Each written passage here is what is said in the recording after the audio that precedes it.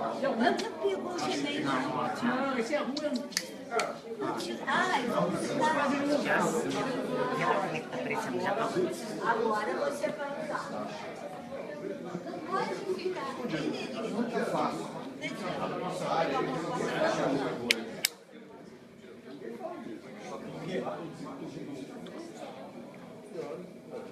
Agora não, né?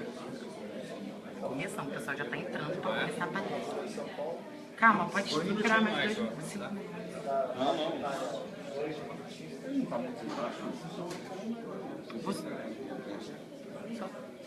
Não, é a marca preta mesmo. Você colocou o seu pendrive no computador? Tá, Já tá tudo certo? Tá tudo certo. Ah, então tá bom. Eu sou a Bruna. A Bruna? Bastante. Nada, que isso.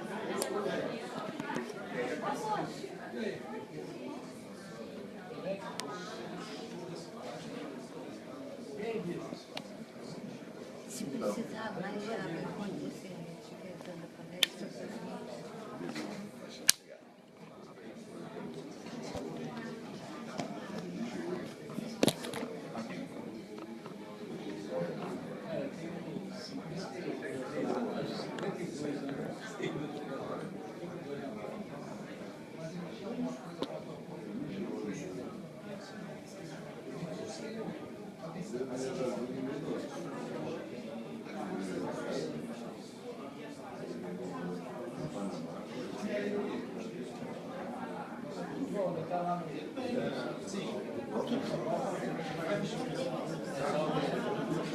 Vai ser passando no nosso Face.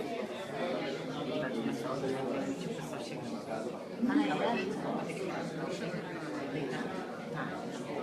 Tiago, você consegue alguma coisa?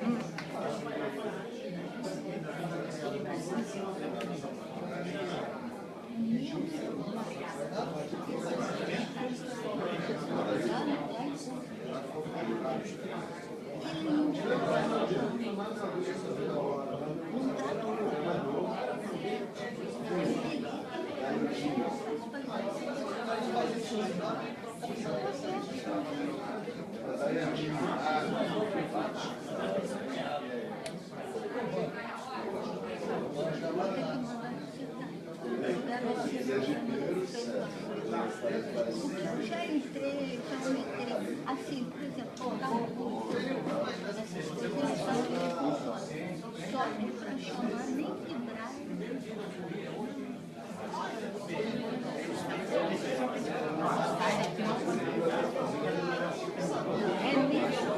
que é?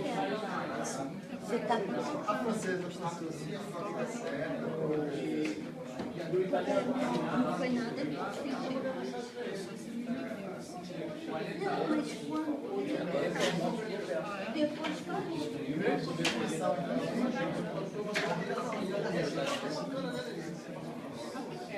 mas o projetor não desliga não. Não vai desligar? Não. Vai ficar claro, não? Pessoal, É. boa tarde ainda, né? Tá muito escuro. Finalzinho de tarde. É um prazer receber vocês aqui. Eu sou o Ricardo Rosa Fernandes, sou diretor de Relações Institucionais da SBGF, sou geofísico, biólogo, geofísico também, trabalho na Petrobras. E hoje tenho o imenso prazer de estar aqui com o Olavo Mendes Davi, que vou ler aqui formalmente o que é o currículo dele, mas foi meu companheiro de Petrobras durante muitos anos, trabalhamos juntos. Somos, além de geofísicos, que chamamos geofisiqueiros, geofísicos que trabalham no campo, e trabalhamos no campo juntos bastante tempo, aprendemos muito juntos, uma experiência muito legal. O Olavo, então, ele é formado na ordem em Geologia, depois em Direito, né? Quer dizer, formado em Geologia na UNB, depois em Direito pelo convênio UFRN-ANP, é especializado em Geofísica pela Petrobras, no curso de formação que a gente tem dentro da Petrobras. Eu também fui especializado em Geofísica dentro da Petrobras, depois segui carreira um pouquinho diferente dele. O Olavo trabalhou 20 anos na Petrobras e é procurador federal há 10 anos, tendo atuado junto à ANP entre os anos 2011 e 2014, ocupando a Subprocuradoria Geral de Exploração e Produção, e a Subprocuradoria-Geral. Atualmente o Olavo está como consultor jurídico na PPSA, a gente então se reencontrou, na verdade eu em Libra e no contrato de partilha na Petrobras, e o Olavo como consultor jurídico. O mínimo que eu posso dizer é que muitos dos assuntos que dependiam de uma posição jurídica de uma pessoa que conhece geologia e geofísica foram resolvidos porque ele estava lá. Então é peça fundamental na gestão do contrato. Tenho o maior prazer de receber você aqui. Aqui é a casa dos geofísicos. Para você se sentir à vontade para vir quando quiser. Espero que esse seja um primeiro contato de mais outros contatos. Então, deixo vocês aí com o Olavo. Te agradeço. Antes de mais nada, eu quero agradecer pessoalmente o Ricardo, a SBGF como um todo. É uma grande honra para mim estar aqui conversando com vocês. Primeiro, rever várias pessoas conhecidas, acho que tem alguns que eu conheço, que eu estou ainda pegando a imagem, porque o tempo passa muito rápido, né? Mas, enfim, rever aí o Rui, o Pedro, o pessoal todo. E poder entrar aqui novamente como geofísico, ainda que a gente não perde essa qualidade, enfim, mas dentro de uma nova área, do mar de trabalho, eu gosto muito. Então, além do prazer de estar aqui, eu tenho o prazer de falar sobre um assunto que eu adoro. Se a gente sair daqui e for tomar um chopp, a gente vai continuar falando sobre isso, aí eu não tenho a menor dúvida. Né?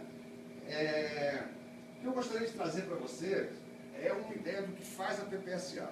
Né? A PPSA é uma empresa muito pouco conhecida, ela tem um papel extremamente relevante hoje na indústria petróleo brasileira, mas ela é uma empresa ainda muito conhecida. Mas, em paralelo, trazer algumas percepções que a gente tem da parte regulatória, da parte legal, né, algumas questões que envolvem o pré-sal, onde a gente...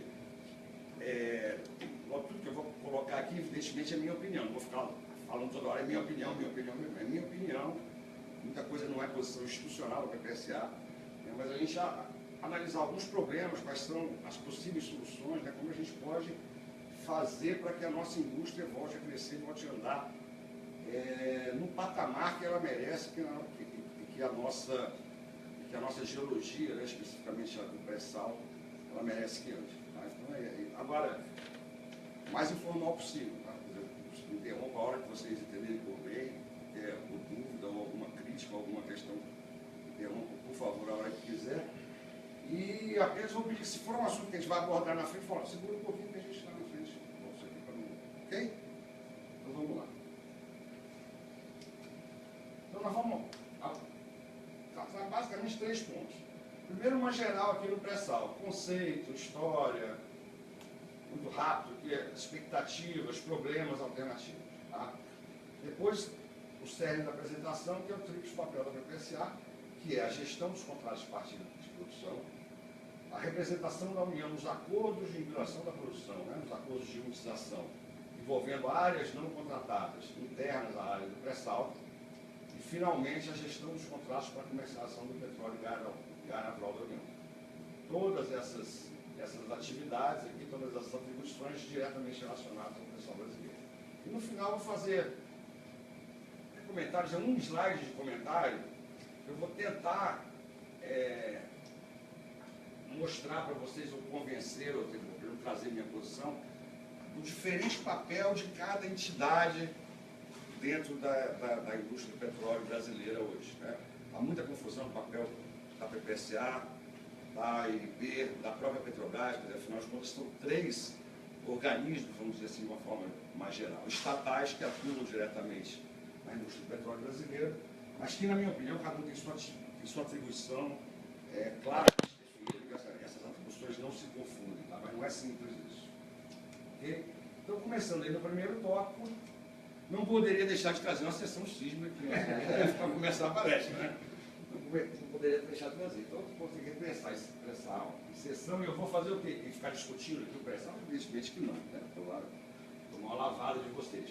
Eu só queria chamar a atenção que, para os técnicos em geral, geólogos, geofísicos, né, para os engenheiros, para o pessoal que trabalha tecnicamente com pré-sal, eu imagino que quando se fala em pré-sal, a primeira imagem que vem é alguma coisa tipicamente assim.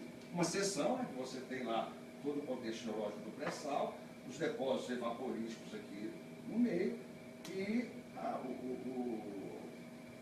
a geologia mais antiga aqui do pré-sal aqui embaixo. É a primeira. Agora, se eu for mostrar isso aqui para um advogado, ou quem trabalha de uma forma menos afeta a área fim, a primeira coisa que vai vir na cabeça do pré-sal, não que ele não conheça aquilo lá, tá? Não tenha ideia de jeito, mas a primeira coisa que vai vir é o polígono do pré-sal, o pré-sal em mapa. Né? O pré-sal em mapa. E aí começam os nossos problemas. Né? Não há uma conformidade entre esse pré-sal em mapa aqui, que o advogado enxerga, e o pré-sal em perfil que o técnico enxerga, especialmente os geólogos do geofísicos. Tá? Não há. Né?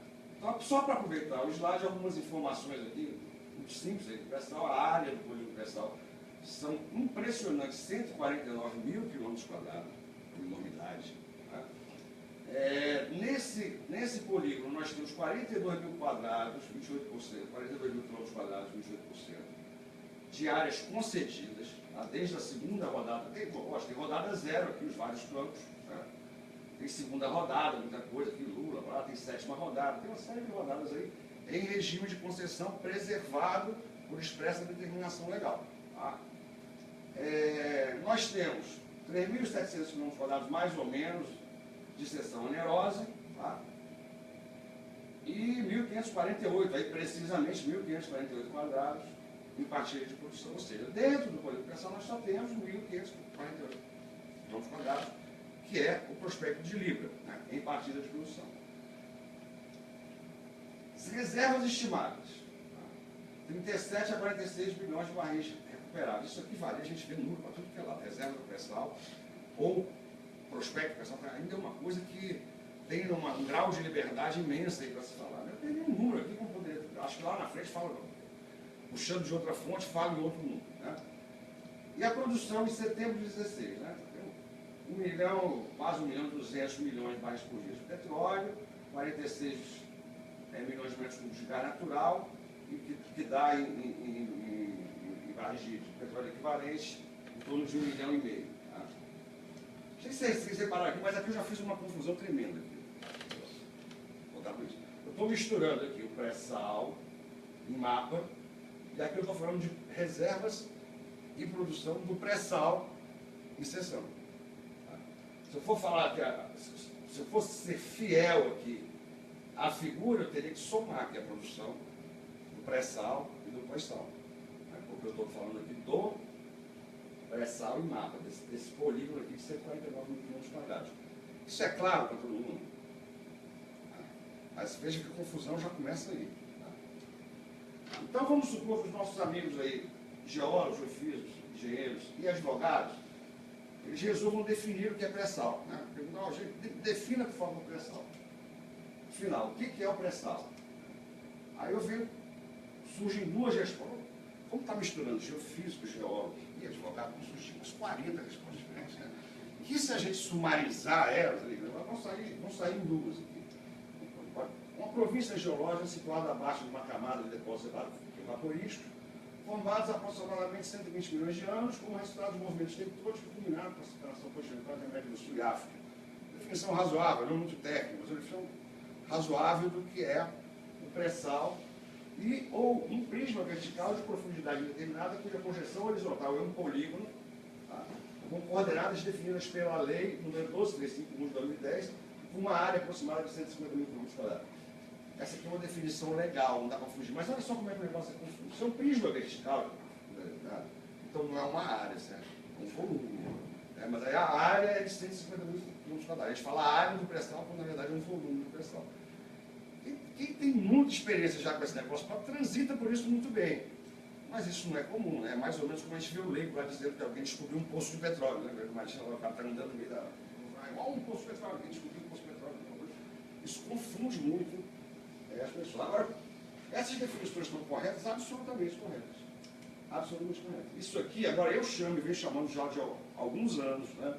E vejo hoje já algumas pessoas chamarem, eu vou usar essa terminologia bastante aí durante esse bate-papo, eu chamo isso aqui do pré-sal geológico. E isso aqui do pré-sal jurídico, para tentar dar uma conformidade a essas, para tentar dar uma conformidade a essa falta de adequação de um com o outro. Né? eles não encaixam, eles não fitam bem. Então aqui, pega uma figura aqui do pré-sal jurídico, só para contar a história muito rapidamente, todo mundo conhece aqui. Em 2000, teve o segundo bid lá da INP. Nesse bid aqui foram licitadas as principais áreas do pré-sal, hoje da Bacia de Campos, da BMS 9, BMS 8, que é Carcará, o 9, que hoje é Sapinhá, o 11, que é Lula. Tá? Em 2005, veio a primeira descoberta em Santos Cruz, na então área de Tupi. Né? Quer dizer, antes de haver um plano de desenvolvimento aprovado, eu tenho uma área de desenvolvimento ou a área de exploração, cujo nome era Tupi. Então, aprovou o plano de desenvolvimento, virou Lula e Serrambi, aí tem aquela confusão toda, é uma coisa só assim, não é enfim, mas isso não tem o caso. Em 2006, foi confirmada a descoberta de óleo no prospecto de Tupi. Em 2007 veio o grande anúncio das relevantes descobertas, né, na área do pré-sal brasileiro. Em 2008 veio o primeiro óleo do pré-sal lá em Jubarte, tá? Bacia de Campos. Em 2009 Lula começou a produzir. Em 2010 vieram as três leis, né, que mudaram o marco regulatório, né, e trazem toda a legislação aqui do polígono do pré-sal, né, do pré-sal jurídico, a lei que trata do regime de production share regime, né, o regime de partilha de produção, e do Fundo Social. Isso eram dois projetos de lei distintos, né, virou um só, uma lei só, da seção onerosa, e a lei da criação da BPCA, que é 12304. 12304, 12276 e 12351. Em 2011 veio a descoberta do poço lá do prospecto de Libra. Né? Aquele poço que está gerando aquela confusão, paga, não paga, perfurado pela Petrobras como prestação de serviço para a ANP. Em 2013 foi a fundação, ou a criação da BPSA, né? Através de decreto. A 12304 autorizou, toda empresa estatal tem que ter uma lei que autorize a sua criação, as empresas estatais e as suas afiliadas. Agora, depois elas são criadas por decreto. Em 2013, agosto de 2013, na véspera do leilão de Libra, foi criada a Petrobras através do decreto 8063. Em novembro veio o BID. Né? E em novembro de 2016, a gente dá um salto aqui, está tramitando, né, já aprovado nas duas casas legislativas, um projeto que eu acho que flexibiliza a operação exclusiva da Petrobras. Ele não elimina a operação exclusiva da Petrobras. A gente vai avaliar isso aí com mais vagar. Tá? Esse seria um primeiro histórico. E agora sim, a força do pré-sal geológico. Né? Ele é o cenário das maiores descobertas de campos supergigantes de todo o mundo nos últimos 10, 15 anos, tranquilamente. Né? Qualquer gráfico que você coloca lá, aparece várias descobertas do pré-sal das melhores do mundo, as maiores do mundo. Com a vantagem comparativa expressiva que é a alta qualidade dos reservatórios carbonários, né? que acarreta uma produtividade espantosa nos poços do pré-sal. Nós temos poço do pré-sal produzindo uma bacia madura hoje. Isso reduz, logicamente, o capex unitário, né, o valor barril. E aqui, está vendo, aqui já fala em 76 milhões de barris. Tem número para todo mundo, que é o potencial de recursos. Bem, aqui está falando de recursos, né, ela está falando de reserva, razoável. E isso veio num momento, muito embora a gente esteja atravessando hoje um momento extremamente conturbado, politicamente, enfim, economicamente, o negócio todo, mas isso eu vejo como uma questão pontual. No Brasil veio um momento que a gente está totalmente amadurecido para ter um bem dessa possância aqui. Acho que erramos muito ao longo desses, vou botar de 2005 para cá, desses 13 anos. Mas nós temos hoje, indubitavelmente, a capacitação e a liderança tecnológica da Petrobras. Né? Quando a gente se lembrar quando houve a flexibilização do monopólio, a quebra do monopólio como queira, né? A gente, dentro da Petrobras, tinha muita dúvida. Como é que a gente vai... Será que a gente é tão bom quanto imagina que é? Eu tive essa dúvida. Até por conta disso eu fui fazer direito. Procurar alguma coisa, estava lá fazendo processamento sísmico, né? Lá não sei o que vai acontecer. A Petrobras se adaptou muito bem ao novo mundo, né? Ao novo mundo do petróleo do Brasil. E hoje isso acontece no mundo inteiro. Nós temos um amadurecimento regulatório, podemos não gostar, criticar a regulação pontualmente, mas existe um amadurecimento regulatório na Agência Nacional do Petróleo, quase totalmente em função da experiência adquirida no regime de concessão. Nós estamos aí desde 97, com a agência criada, né, com todo um staff especializado, né, cada vez com o pessoal cada vez mais bem preparado, muito bem formado. Trouxe a proposta Petrobras de criar os seus profissionais, embasar muito bem tecnicamente os seus profissionais. Então esse amadurecimento da ANP, ele nem acontece também. Nós temos uma tremenda estabilidade contratual no país, ao contrário do que muitas vezes se coloca. Tá? Eu não sei se vocês sabem, se é de conhecimento de todos vocês, quando veio a Constituição de 88, né, ela acabou expressamente com os contratos de risco do Brasil. Aqueles contratos de risco lá na década de 70, 80. Ela acabou expressamente. Mas o artigo 45 do adicional das disposições transitórias da Constituição, ele foi lá e preservou os contratos de risco, então, em vigor. Né? E nós temos hoje 5 contratos de risco, eu não sei Merluza, acho que Merluza, não sei se cederam, mas os 4 da Bacia Potiguar eu sei que ainda são vigentes. Tá? Noroeste Porto Rosado, Ponta do Mel, Serra Vermelha e Redonda. Né? São campos que não produzem barris de petróleo, produzem dedais de petróleo. É muito pequena a produção. Né? É isso. Mas, enfim, eles estão lá num regime que é de contrato de risco totalmente respeitado, conjugado com um regime de concessão. Então, mesma coisa aconteceu quando veio a mudança do marco regulatório para partilha. Todas as concessões que estavam ali dentro daquela área, lá dos 150 mil quilômetros quadrados, foram preservados, os contratos foram preservados. Há muitas dúvidas, discussão do que é direito adquirido, do que não é, enfim, aquela coisa, mas a base foi preservada. E muito embora o momento conturbado que eles têm, é indubitável que o Brasil tem estabilidade política, nós temos uma democracia, enfim, desde... Nós temos uma Constituição, já imaginou a Constituição de 88, está fazendo já 30 anos, daqui a pouco, né? Poucas vezes a gente teve uma Constituição de 30 anos, acho que só de 1924 deu 30 anos. A gente está num momento realmente que a gente tem condição de...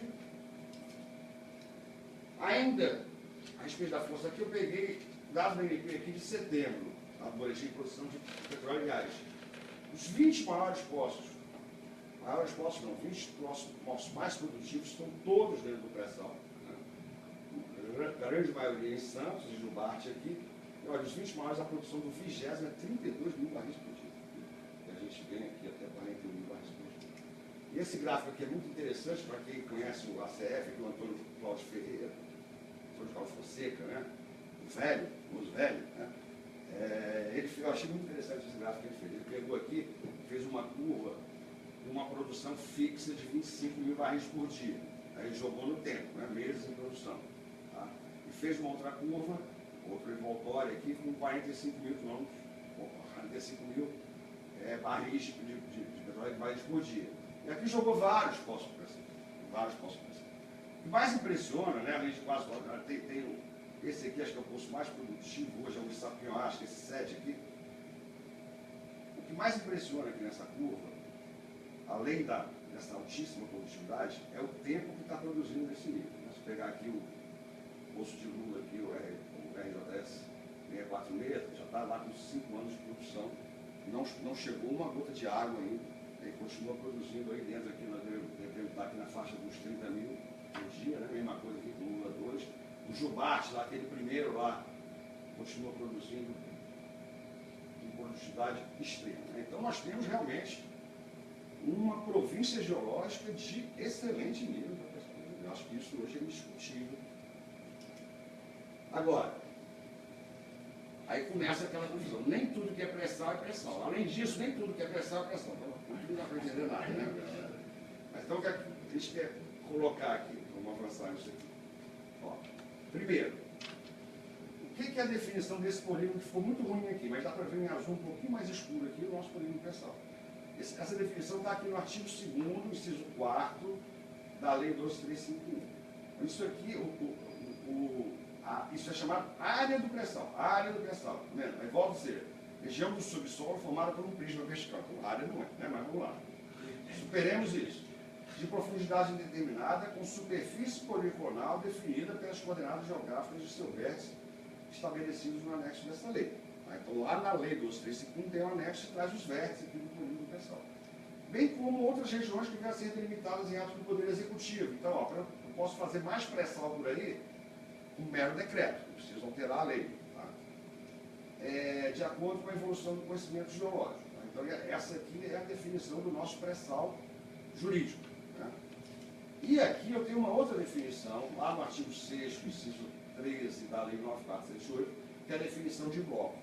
E todas as nossas outorgas de direitos de exploração e produção são feitas por bloco.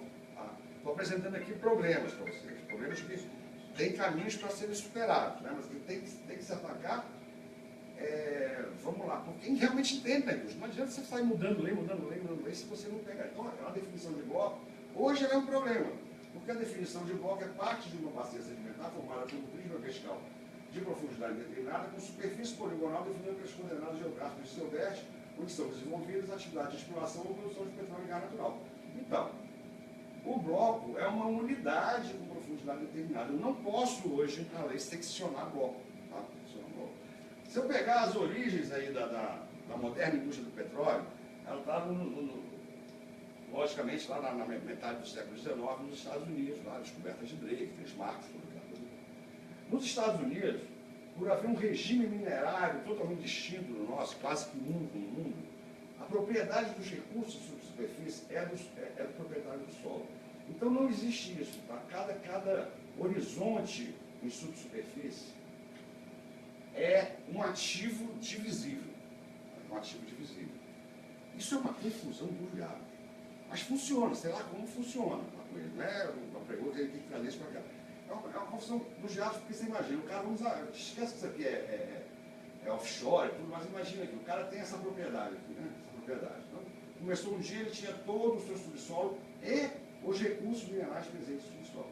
Aí começou a achar aqui um negocinho aqui, um evaporista para cá, começou a achar, beleza. Aí, bom, precisa de dinheiro, o que eu vou fazer? Vou vender aqui essa parte do subsolo. Então, ele pode vender separadamente do solo ao subsolo. E isso vai se, né, 150 anos depois, isso já aconteceu. Então, quando você vai hoje, quando o pessoal lá, sobre no Texas, né, vai negociar os leases lá dentro, tem que reunir dezenas e dezenas de pessoas, sucessores, os caras que já foram, né? Mas eles têm essa facilidade realmente de dividir o bloco, que não tem maiores dificuldades, no meu entendimento, né, geológico e jurídico, não tem maiores dificuldades, é alterar esse conceito de bloco. Alterar o conceito de bloco. Ricardo, lembra Redonda? A gente citou agora, não tem redonda profunda? Né? Redonda profunda é exatamente isso. Como era contrato de risco, nos contratos de risco eu tinha blocos com profundidade, com espessura determinada. Né?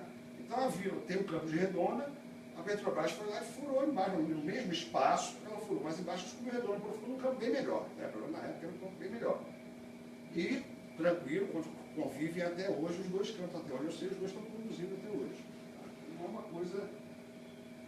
Além disso, aí é que fica, nem tudo que agora, quando a gente bota aqui, né, os adjetivos, então nem tudo que é pré-sal jurídico é pré-sal geológico. Né? Se esse bloco aqui está dentro do pré-sal jurídico, tá? Todo ele é pré-sal jurídico, claro isso? Todo ele é pré-sal. Se eu for licitar um bloco desse aqui, e meu objetivo geológico, meu objetivo estratigráfico é pós-sal, eu tenho hoje que licitar ele em regime de partilha de produção, obrigatoriamente. E provavelmente não vai aguentar. Não tem força suficiente para um regime fiscal de partilha de produção. A partilha de produção ela já parte de royalties de 15%, 50% acima do royalty. Então, se eu tenho um campo que está ali no limiar da participação especial, ele não roda em partilha. Ele não roda em partilha porque eu estou aumentando 50% do valor dos royalties. Tá? Então, é essa situação que ocorre. Por outro lado, também, nem tudo que é pré-sal geológico é pré-sal jurídico, porque eu tenho, evidentemente, a camada evaporística aqui em vários lugares da costa brasileira. Inclusive nas bordas, principalmente nas faces mais profundas, aqui, em termos de lâmina d'água, né, eu tenho bastante pressão aqui. Né, e que provavelmente vai ser licitado em regime de concessão. O que também, na minha opinião, não é correto. Nem lá, nem cá. Quer dizer, provavelmente vai pegar um regime que nós não estamos nos apoderando corretamente do government take. Tá? tem situações que a gente não consegue licitar, porque o regime da partilha é muito rigoroso do ponto de vista fiscal, e tem outras situações que possivelmente a gente vai licitar, que aguentaria o partilha, mas não vamos licitar em concessão por causa dessas questões aqui envolvendo exatamente esses conceitos. Mas, segundo você, poderia haver um decreto aumentando a área.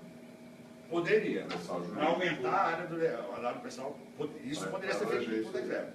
Agora, se você acha que vai ser feito isso? Jamais. No momento atual, jamais. Né? Hoje é um momento realmente de... Nem eu achava que seria, nem eu acho que seria adequado nesse momento, porque é um momento que a gente dá uma flexibilizada regulatória. Né?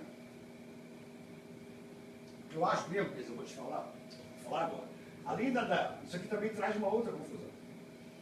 A gente certamente já ouviu muita gente falar que o pré-sal é uma área estratégica. Se eu estou falando do ponto de vista, sei lá, político, econômico, é lógico que o pré-sal é uma área estratégica, seja ele geológico ou o jurídico. Mas eu tenho uma definição legal do que é área estratégica. Tá? A área estratégica é uma região de interesse para o desenvolvimento nacional delimitada em ato do Poder Executivo, não precisa de lei, tá? Caracterizada pelo baixo risco exploratório e elevado potencial de produção de petróleo, gás natural e de outros hidrocarbonetos fluidos. Tá? Essa é a solução. Né? Então, suponhamos aqui, né, um exercício, enfim, elimine o polígono do pré-sal, por lei. Acabou o polígono do pré-sal. E eu começo a traçar áreas estratégicas onde eu acho que eu tenho robustez geológica suficiente, baixo risco e expectativa, alta expectativa de produção, para aguentar um regime de partilha de produção. Aí agora, por que eu lavo partilha de produção e não concessão? A gente vai ver aqui agora. Tá? Vou te perguntar uma coisa. Por favor. Agora você me chama a atenção. Não traria mais segurança jurídica que se esse artigo tivesse escrito região não concedida de interesse para deixar claro que se uma região não está concedida, será? Poderia, mas eu não me preocupo muito com isso não, porque a preservação dos contratos de concessão está claríssima na lei. Tá? Então, mesmo que não conste isso aí, ela já está resguardada por outros dispositivos legais. Tá? Acho que ele não afeta aí muito a segurança jurídica. Mas também não atrapalharia, não. Tá? Mas teria que botar região não concedida ou cedida onerosamente. Sim. Para resguardar tudo, né? Então aqui nós caracterizamos um problema e vamos tentar uma alternativa. Sei lá se é boa, sei lá se é ruim. Vou deixar a apreciação de vocês. Essa discrepância entre pressão jurídica e pressão geológica. Acho que ficou claro, né, a discrepância que é os problemas que isso traz. Aí o que seria necessário fazer? Duas alternativas legais, no meu entendimento. Abandono do conceito de áreas universal e utilização do conceito de áreas estratégicas definidas por ato do Poder Executivo. Basta mudar a lei para tirar o polígono e depois ato do Poder Executivo, provavelmente uma resolução do CNPE, vai definir as áreas estratégicas, que pode ser próximas licitações. Quando ele for definir as áreas a serem licitadas, vai dizer, olha, isso aqui, Paraná, é área estratégica. Então, regime de produção, regime de partilha de produção em cima. Né? Isso aqui não é concessão em cima. Tá? E a outra, logicamente, seria a alteração legal, que não seria a supressão do conceito de bloco, mas a criação de um novo conceito, que é o bloco com expressão determinada. Então, dependendo do tipo de licitação que eu vou fazer, eu boto, olha, isso aqui é bloco de expressão determinada. Aí eu posso separar o pré-sal geológico do pós-sal geológico. Tá? E a gente vai ver aqui, ó, as consequências disso, como nós estamos sofrendo na indústria. Tá? Nós todos, seja lá qual é a atividade que a gente exerce na indústria, todos estão sofrendo na indústria por causa da obscuridade desses conceitos. Uma outra questão, operação exclusiva nos contratos de partilha. Eu pretendo abordar essa questão de uma forma que eu acho que vocês nunca ouviram falar. O Nego já falou de operação exclusiva de todas as formas, de todos os jeitos, blá, blá, blá. Eu vejo de uma forma que eu posso estar totalmente errado, né? Posso estar totalmente errado, mas eu vou convidar vocês a interpretar comigo essa lei, a interpretar junto, tá? Essa lei, essas normas. Primeira coisa, eu quero deixar um statement aqui, operação exclusiva. Gente, o que houve de discussão, o que houve de equívoco em relação a isso. Eu peguei isso transicionando da ANP para a PPSA, então eu tive muita discussão com a Magda, com o Marco Antônio, né, porque essas coisas dentro das pessoas que estavam com poder de decisão, né, dentro da decisão regulatória, assim, governamental, né, não estavam captando bem o negócio. Pessoas extremamente inteligentes, não estou fazendo nenhuma crítica a nenhum dos dois. Tá? Mas olha só, isso aqui é claríssimo. Você abrir a lei aqui, você vai ver que operação exclusiva é no regime de partilha de produção e não na área do pré-sal. Tá? Pode pegar ali o desafio valendo chope para vocês. Se alguém me pegar um dispositivo da lei 12351, que quando se refere à operação exclusiva da Petrobras, não diga que é em regime de partilha da produção. Tá? E a lei 12351 não é a lei do regime de partilha de produção, ela é a lei que trata do pré-sal como um todo. Tá? Tem até outros dispositivos gerais, como monetização, aquele negócio tudo. Tá? Então aqui, ó, operação exclusiva é só no regime de partilha de produção. Onde que isso deu confusão? Nas monetizações em áreas não contratadas. Porque veio aquela ideia, não, a operação é Petrobras. Então, mesmo nas áreas não contratadas, a Petrobras tem que operar. Né? Aí eles pegavam vários exemplos. A confusão maior foi Gato do Mato. Na Rio Anhangá, em 2014, foi um tal de entrevista para lá, entrevista para cá, um desmentindo o outro, né? Mas eu não vou pegar nem Gato do Mato. Porque Gato do Mato tem 30% mais ou menos para a área não contratada. Eu vou pegar a Argonauta lá no BC 60. Não, BC 10. BC 60 é Parque das Baleias, BC 10. Né? BC 10. Que tem uma áreazinha de 7 e poucos por cento que passa para a área não contratada. A produção lá minguando, é só a Argonauta, né? Não é todo o BC 10, né? A produção minguando, provavelmente o Quinhão da União nunca vai sair dali, que infelizmente é uma área que não está nada promissora. Mas imagine eu colocar a Petrobras operando aqui. Entendeu? Eu estou lá com o Shell, a NGC e a Qatar Petróleo, né, um consórcio. Aí eu tenho uma área não contratada, que a PPSA representa os interesses da União. Aí vamos fazer uma monetização, beleza. Quem vem operar a Petrobras? É um nonsense total. Um nonsense total. Até porque dentro da área concedida, evidentemente que a Shell vai continuar operando. Então eu vou ter dois operadores dentro de uma jazeira compartilhada. Isso vai totalmente de encontro ao conceito de monetização, que é justamente você tornar a operação única, para evitar os conflitos inerentes à jazida que se estende por mais de uma área otorgada. Tá? Então, houve toda essa discussão. Vamos em frente. Só uma coisa, essa confusão que você falou aí, não é porque a partir da lei toda a área do pré-sal é partilha. Aí o pessoal confunde. Porque a questão é essa, não é isso. Nem toda a área de pré-sal é partilha. A partir da lei, qualquer licitação. O artigo 3º, aí que vem a questão, o artigo 3º da 12351, que fala que as áreas dentro do polígono serão contratadas no regime de partilha de produção, ele não pode ser. Isso é perfeitamente natural em direito. Tá? Você tem que fazer a interpretação sistemática daquilo. Tá? Ele tem que ser lido assim, quando contratadas ou serão em regime de partilha de produção. Tá? Porque uma área não contratada, como o nome diz, não é contratada.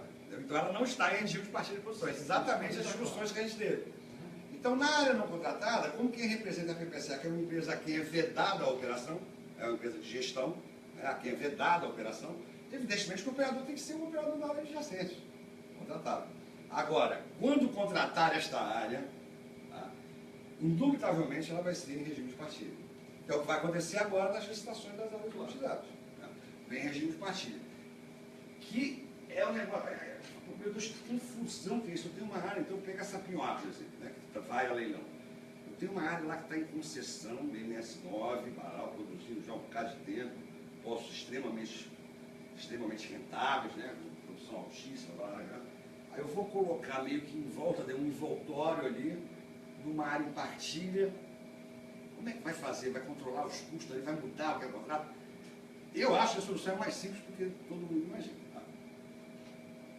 Aliás, quanto mais complexos os problemas, quando a gente vai se aprofundando, a gente vê que as soluções são muito mais simples do que a gente imagina. Eu tenho uma área em partilha, vou ter um operador na partilha, que vai ter assento lá no comitê, que é o comitê de monetização. E vão discutir as coisas lá dentro do comitê de monetização e trazer para a gente depois apreciar. Né? Com base nos cash flow, não vai ser jamais o que a gente faz em Libra. Eu não vou transferir o regime de partilha para dentro da área concedida. Eu tenho regime de partilha na área que não está concedida, na envoltória. Mas eu não sei nem bem por que eu fugi um pouquinho desse negócio, mas vamos lá. Foi daí, né? Tá. Então vamos lá, olha aqui, ó, olha aqui a abordagem, vamos interpretar isso junto. A operação exclusiva no regime de partidos de produção tem suporte legal na Lei 12.351. Está aqui, artigo 20. O licitante vencedor deverá constituir consórcio com a Petrobras e com a PPSA. Tá? Na forma do disposto, aqui é a lei das SAs. A participação da Petrobras no consórcio implicará sua adesão às regras do edital e à proposta vencedora. Preste atenção bem nesse caput e nesse parágrafo primeiro. Tá? Podemos vir aqui também no terceiro. O contrato de constituição do consórcio indicará a Petrobras como responsável pela execução do contrato. Operador, sem prejuízo da responsabilidade solidária, excetua a PPSA. Vocês concordam comigo? Né? E se manifestem, por favor, né? Para ver se todo mundo concorda, mesmo se tem alguém que está ali escondendo para não pegar coisa. Vocês concordam comigo que a Petrobras é compelida a se associar com o licitante vencedor? Compelido, né? Lógico, não quero ser aqui. Compelido não representa outra alternativa. Você é obrigado a licitante vencedor. Tá? Obrigado a se associar. Alguém discorda dessa conclusão? Tem que ser sincero, porque isso vai ser uma interpretação nossa, que vai sair daqui como interpretação da SPGF. Vai todos os anais aí, o cara vai levantar. Então, olha só. Aí eu vou trazer para vocês um artigo, um inciso, né, uma norma da nossa Constituição Federal, no artigo 5º, que é o mais importante da Constituição, é o que faz o rol dos nossos direitos e garantias fundamentais. Cláusulas pétreas. São cláusulas pétreas, muito bem. São cláusulas pétreas, não podem ser reformadas, só podem sair da Constituição se houver uma nova Constituição. Tá? Ela não pode ser revisada pelo constituinte derivado. Só o originário pode mexer, porque uma nova Constituição é um novo Estado que se cria. Tá? Enquanto não houver isso aqui é cláusula pétrea, ninguém pode mexer. Olha o que diz isso aqui. Ninguém poderá ser compelido a associar-se ou permanecer associado. Vocês não disseram que a Petrobras é compelida a associar-se com esse Estado? Então isso é inconstitucional, caramba. É inconstitucional. Vamos analisar melhor essa norma, porque eu vi muita gente falando de inconstitucionalidade em face dos contratados, daquele que vai entrar. Né, que eles não poderiam ser obrigados a se associar com a Petrobras ou com a PPSA. Mas ele, para mim, não tem inconstitucionalidade aí. Porque essa exigência de associação depende de interesse da parte participar do procedimento licitatório. Olha, se eu vou para o procedimento licitatório, eu sei que eu tenho que me associar com a Petrobras. Então eu tenho a opção. Eu não sou compelido a associar. A Petrobras não tem alternativa. Não tem alternativa. Isso é péssimo. Sobre vários anos. Inclusive para a Petrobras. Por favor. No artigo que você mostrou aí, como que a participação da Petrobras no consórcio implicará sua adesão. Sua adesão às regras do Estado. Mas aí está dizendo que se a Petrobras não participar do consórcio, ela vai ter que aderir da mesma forma. Né? É obrigado, aqui ó, o Estado vencedor deverá ser constituído consórcio com a Petrobras. Aqui ó, você pode ler para cá ou para cá. A Petrobras deverá constituir consórcio com o Estado. Não tem como fugir. Esse é o grande problema da operação exclusiva. Outra pergunta, em face da PPSA ela é inconstitucional? Não, é constitucional. Porque esse é o mistério legal da PPSA. Tá? Incumbe a ela participar do consórcio por determinação legal. Está lá, aí está o endereço lá legal dela. Em face da Petrobras, ela é totalmente inconstitucional. Compele ela a se associar. Né? Aqui, ó, compele ela a se associar. Petrobras é compelida a se associar e a Constituição veda que alguém seja compelido a se associar. Esse é o aspecto que eu queria mostrar para vocês. Quer dizer, isso, na minha opinião, traz uma fragilidade imensa para a própria Petrobras. Trouxe, inclusive, né, com reflexo na indústria como um todo. Então, além disso, né, a operação exclusiva com a associação compulsória, ele viola a finalidade das legislações. Está lá na Lei 8.666. Tá? É um princípio licitatório isso aqui. Não estou dizendo que se aplica a Lei 866 aqui, não. Tá? É um princípio de licitações. A licitação destina-se a garantir a observância do princípio constitucional da originomia e a seleção da proposta mais vantajosa. E a promoção lá aqui está bom. Tá? O princípio constitucional da originomia e a seleção da proposta mais vantajosa. Meu Deus, quem em sã consciência vai participar de uma licitação sabendo que o operador já está pré-determinado e eu vou fazer uma proposta que não seja do operador? Não tem como, e foi o que aconteceu no leilão da partilha. Então o leilão da partilha foi um sucesso, foi um fracasso, foi um erro. Né? Foi um erro, não dá para você medir. você me disse, porque é óbvio que isso haveria um consórcio. É evidente que isso haveria um consórcio. Agora, foi porque o bônus estava muito alto. Eu acho aquele bônus um absurdo. Jamais se poderia conceber um bônus de 15 milhões de dólares. Não existe isso. Aquilo... Cadê o bônus de Libra, gente? Alguém sabe onde foi parar o bônus de Libra? Ele não tem que ir para o Fundo Social. Não tem que ir para o Fundo Social. Cadê? E para a PPSA também. É uma partezinha. Foi depois de 2 anos, 50 milhões. Agora, cadê, então, deixa eu reformular a pergunta, cadê os 14 milhões 950 mil reais? Para fazer superávit. Né? E evapora, Ricardo. Quer dizer, tem uma coisa interessante no novo modelo trazido, é o Fundo Social. O Fundo Social é a concepção do Fundo Soberano Norueguês. Qual é a base dele? A base dele é o princípio ao pacto intergeracional, né, que é uma coisa extremamente cara ao direito que envolve recursos não renováveis, né, especificamente recursos minerais. Mas existe um dilema ético. Né? Você é um país rico em recursos naturais e recursos minerais, você vai usá-los agora ou você vai guardar para as futuras gerações? Isso é um tremendo dilema, porque se eu não uso agora, pode ser que lá na frente isso não tenha mais valor. Né? Se eu uso agora, eu posso faltar isso para as próximas gerações. É um dilema interessante, muito estudado.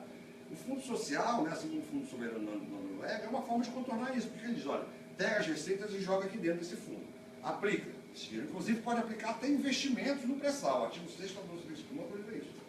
Porque é um bom investimento, no pré-sal. Aplica aqui. Aí você vai usar o rendimento desse dinheiro para aplicar lá num hall de atividade, um rol de destinos, vamos dizer assim, né? Educação e saúde, desenvolvimento regional, blá, blá, blá. Aí depois vem uma outra lei e fala para pegar uma parte desse dinheiro e jogar em educação e saúde. Já está lá no Fundo Social. Já está lá no Fundo Social, faz o menor sentido. E o que fizeram com o Fundo Social, independente de qual governo a gente estiver falando, tá? Era uma banana o Fundo Social. Se eu for olhar lá, não tem um real no Fundo Social. Que nem fundo ambiental. Só que a lei aqui é claríssima. Também tem, mas agora tem que... Sabe qual é o raciocínio da Fazenda? Sabe qual é o raciocínio da Fazenda? Eu acho assim, pueril. Como você bem lembrou, tem uma parte, né? A lei vem, ela fala, parte das receitas do bônus de assinatura vai para o Fundo Social. E lá na 12304, artigo 7, uma parte das receitas vai para a PPSA. Para mim, a gente vai dividir uma pizza, parte é sua, parte é minha. A gente divide a pizza toda, pega a tirinha lá da PPSA, o resto é Fundo Social. Você fala, não, peraí, é parte. Não estou dizendo que você está cumprindo tudo. Então, ó, a parte da PPSA está aqui. A parte do Fundo Social é 0, e a parte da Fazenda é o resto. Foi esse, mano. E assim ficou, e assim vai ficar. E por isso que o TCU suspendeu a contratação da Petrobras e da PPSA, evidentemente, para os volumes excedentes da seção onerosa. Né? Porque ficou patente que era, novamente, para cobrir, para fazer superávit não, para cobrir déficit primário. Né? Para cobrir déficit ficou patente, não havia outra explicação para dar que não essa. Né?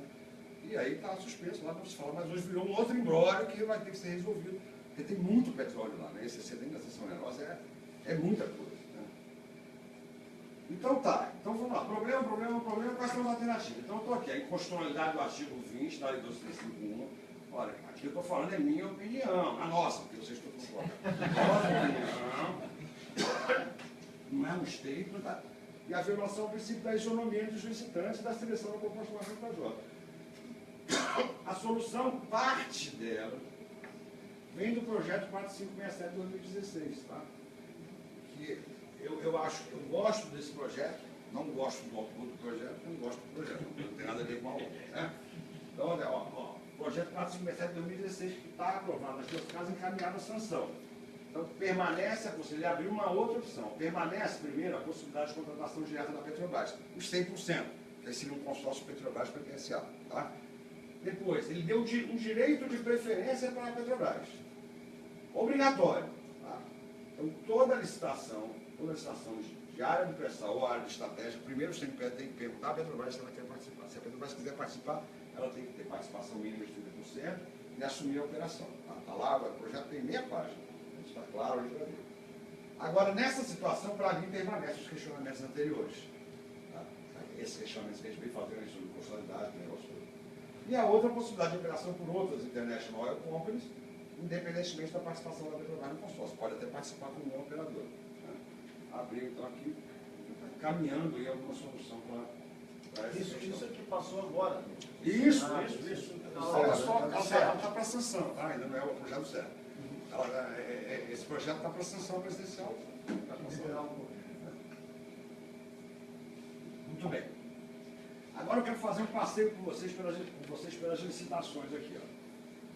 O que eu estou dizendo? Blocos licitados na administração. Olha o impacto disso, olha a crueldade que está se fazendo com a nossa indústria. Não tem como resistir. Porque a gente está vendo um colega aí no auge da capacitação técnica, na rua, por emprego, mesmo com toda a crise, com o preço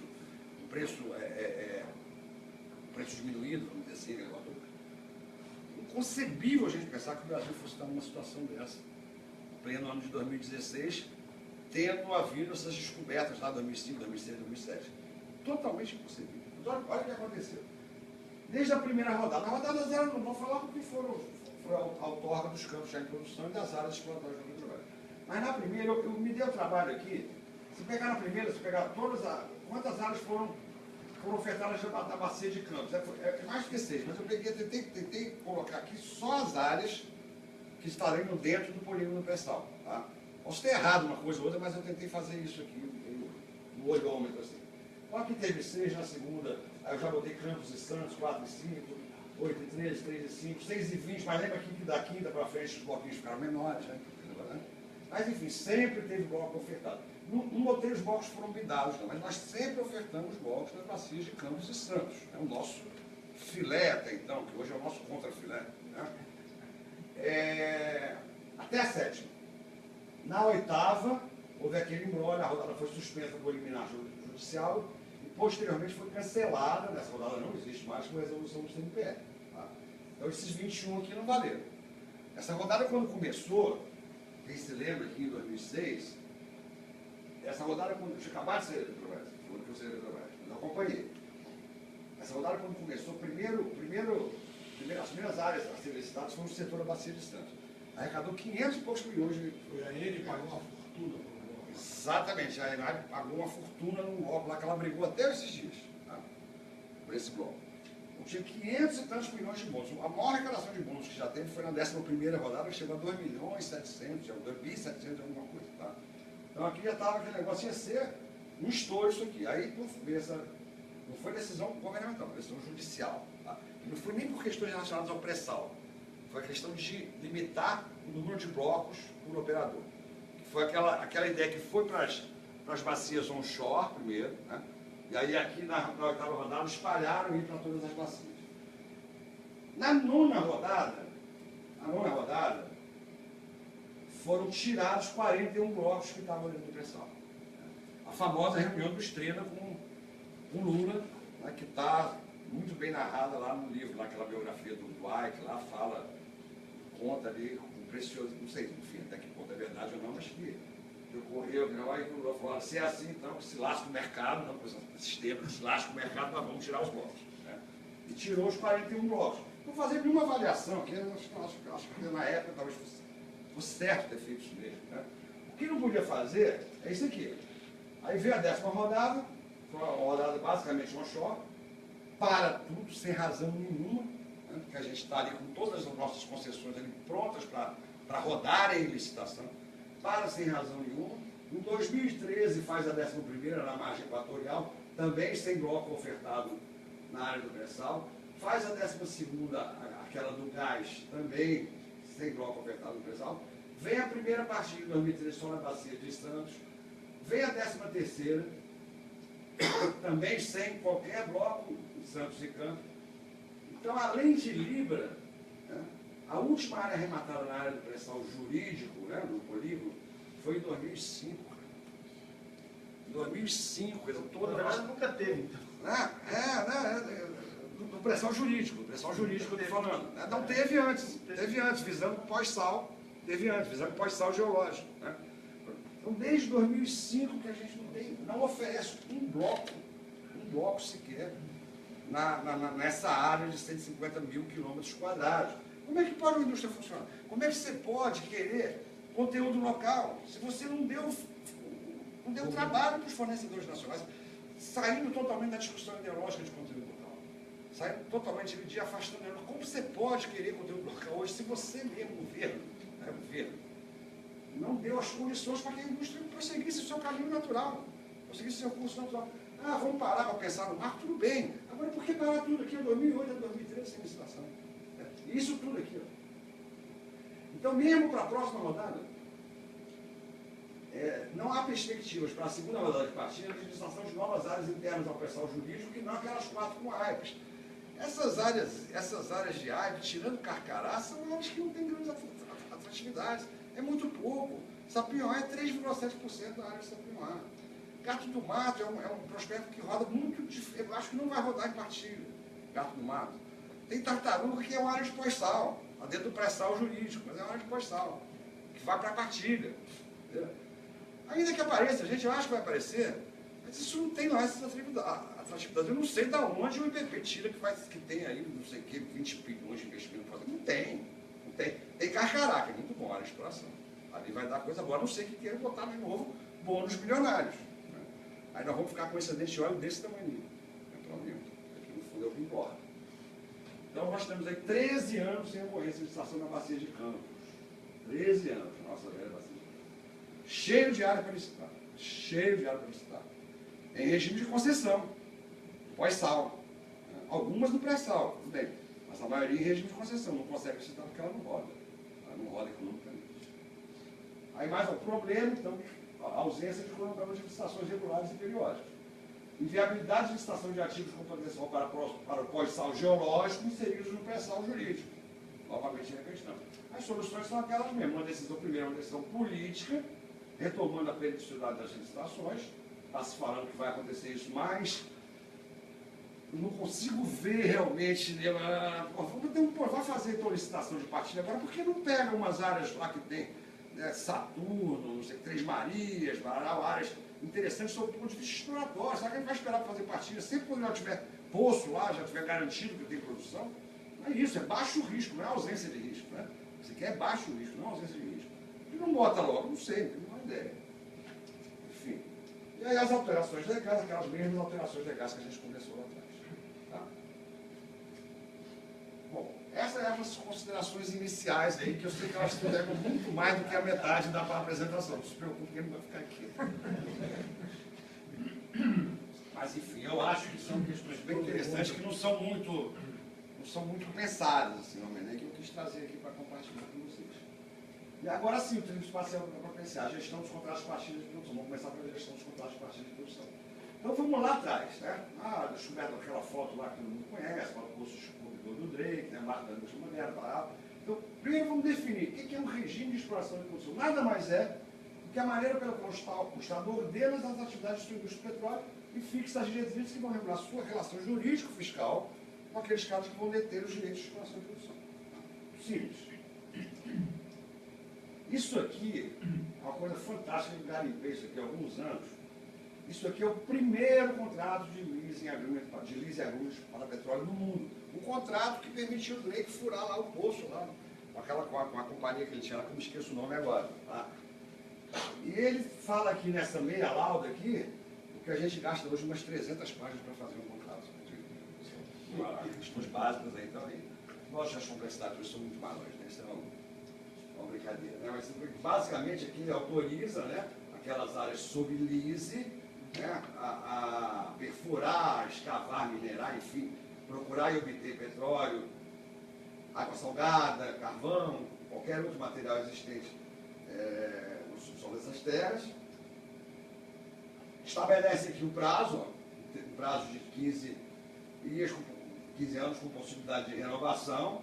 Estabelece um rental de 1/8 de todo o óleo como coletado lá das explorações, enfim, em barris fornecidos pelos lícitos, por aquele que foi otorgado os direitos. Quanto é 1/8? 12,5. Quanto é que é os royalties padrões nos Estados Unidos até hoje? 12,5. Não mudou nada. Aqui. É padrão, é negociado antes lá, né? Porque nas áreas onshore, tá? Aqui não está aqui, ó, tá na base da indústria. Aí tá, eles podem também, os juízes podem estabelecer que eles vão comprar aquele, em vez de receber, em vez do lice, né, que é receber um oitavo, né? Em vez do leço receber um oitavo. O lice pode dizer que vai comprar aquilo ali, aí já estabelece o preço que ele vai comprar, aí sem pagar arroz, por aí vai, tá? E se tiver falha, para ser uma motivação razoável, o lease está anulado, né? Acabou, bases bastante interessantes. Aí o que aconteceu? Nós vamos chegar daqui porque a gente imagina. O que aconteceu com isso? Lá na metade, né, no meados lá do século XIX, né, quando começou a indústria, que existia uma situação totalmente peculiar. Você já tinha uma produção de petróleo, né, meio artesanal, ali, aquele livro do Jäger aborda isso aí maravilhosamente bem, né? O pessoal tirava lá com pano, o negócio todo. Você havia um problema terrível de iluminação, usava óleo de baleia, que era um péssimo iluminante, vinha além das questões ecológicas, mas ninguém estava preocupado com isso na época. Era um péssimo iluminante, sabia já que do óleo do petróleo você poderia extrair um ótimo iluminante, já tinha técnicas de refino, já tinha tudo. Você tinha uma indústria pronta para acontecer. Só faltavam técnicas que te permitissem produzir petróleo em quantidade. Quando isso ocorreu nos Estados Unidos, isso disparou com uma rapidez impressionante no mundo inteiro.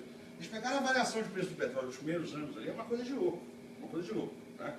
E no mundo inteiro veio aquele negócio. E o que fizeram? Pegaram esse lease agreement aqui, que é estabelecido numa situação entre particulares aqui, tá? Não há nenhuma interferência estatal aqui, porque o cara é dono do subsolo e das riquezas do subsolo. Ele está fazendo um contrato privado. Pegaram isso aqui e levaram o modelo para a Europa, para a Rússia, né? Enfim, para a Indonésia, né? Então Sumatra, ali, aquele negócio todo. Levaram para lá. E o que aconteceu? As oil companies começaram a se portar muito espertamente como donos do subsolo, já que lá não tinha, o dono do subsolo era o Estado. Ele faz o contrato de concessão com o governo, com o hospedeiro, e passa a se portar todo mundo. É quando você tem aqueles contratos de concessão, que chamam-se hoje de concessões arcaicas, né, que estabelecem lá prazos de exploração e produção de 60 anos, sem compromisso exploratório mínimo. O cara senta na concessão e fica lá o tempo que quiser. Aqueles contratos extremamente leoninos a favor das International Oil Companies, né, porque ele formou as 7 irmãs, enfim, aquele negócio tudo, né? E, lógico que isso trouxe reações. Isso demorou, mas trouxe reações. Talvez a primeira mais marcante foi a nacionalização do petróleo mexicano, lá em 1968, com Lázaro Cárdenas, né? Depois você tem os acordos 50-50 da Venezuela, 50-50, o governo tem que 50%. Né? Depois você tem a nacionalização do petróleo iraniano em 51, com o Mossadegh, que acabou deposto e morto. Né? Por conta disso, aí voltou tudo ao status quo anterior. Tem os acordos 75-25, que a ENAI levou lá para o Irã e mudou toda a cara do negócio, até que finalmente você chega na década de 60 e a Indonésia lança o contrato de partilha de produção. Tá? Que ele muda. Qual foi a importância dos contratos de partilha de produção naquele momento? Qual foi a importância da Indonésia falar, olha, o óleo é meu, vou te dar uma parte, o óleo é meu.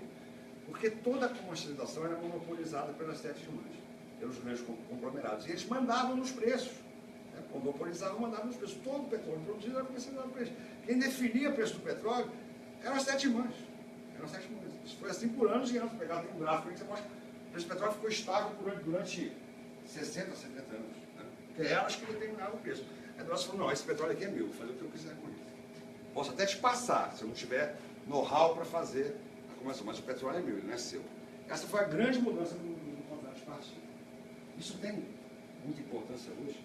Se eu tenho petróleo, ou se eu tenho dinheiro do petróleo, para mim é a mínima, no seu feitiço, se você perder a mão no petróleo, o petróleo é meio. É feitiço, né? Ele tem a vantagem econômica aqui. Então aqui, ó, concessão e partilha. O que diferencia o regime? Aqui eu vou falar, todo mundo fala, que eu não acredito em nada disso. Tá? Investimento é por conta do risco do titular do jeito de GIP. Vou chamar sempre de detentor, tá? Investimento por conta de risco do titular. Estado hospedeiro assume custo e risco de forma indireta. Né? É o custo teórico que vai pagar lá. Né?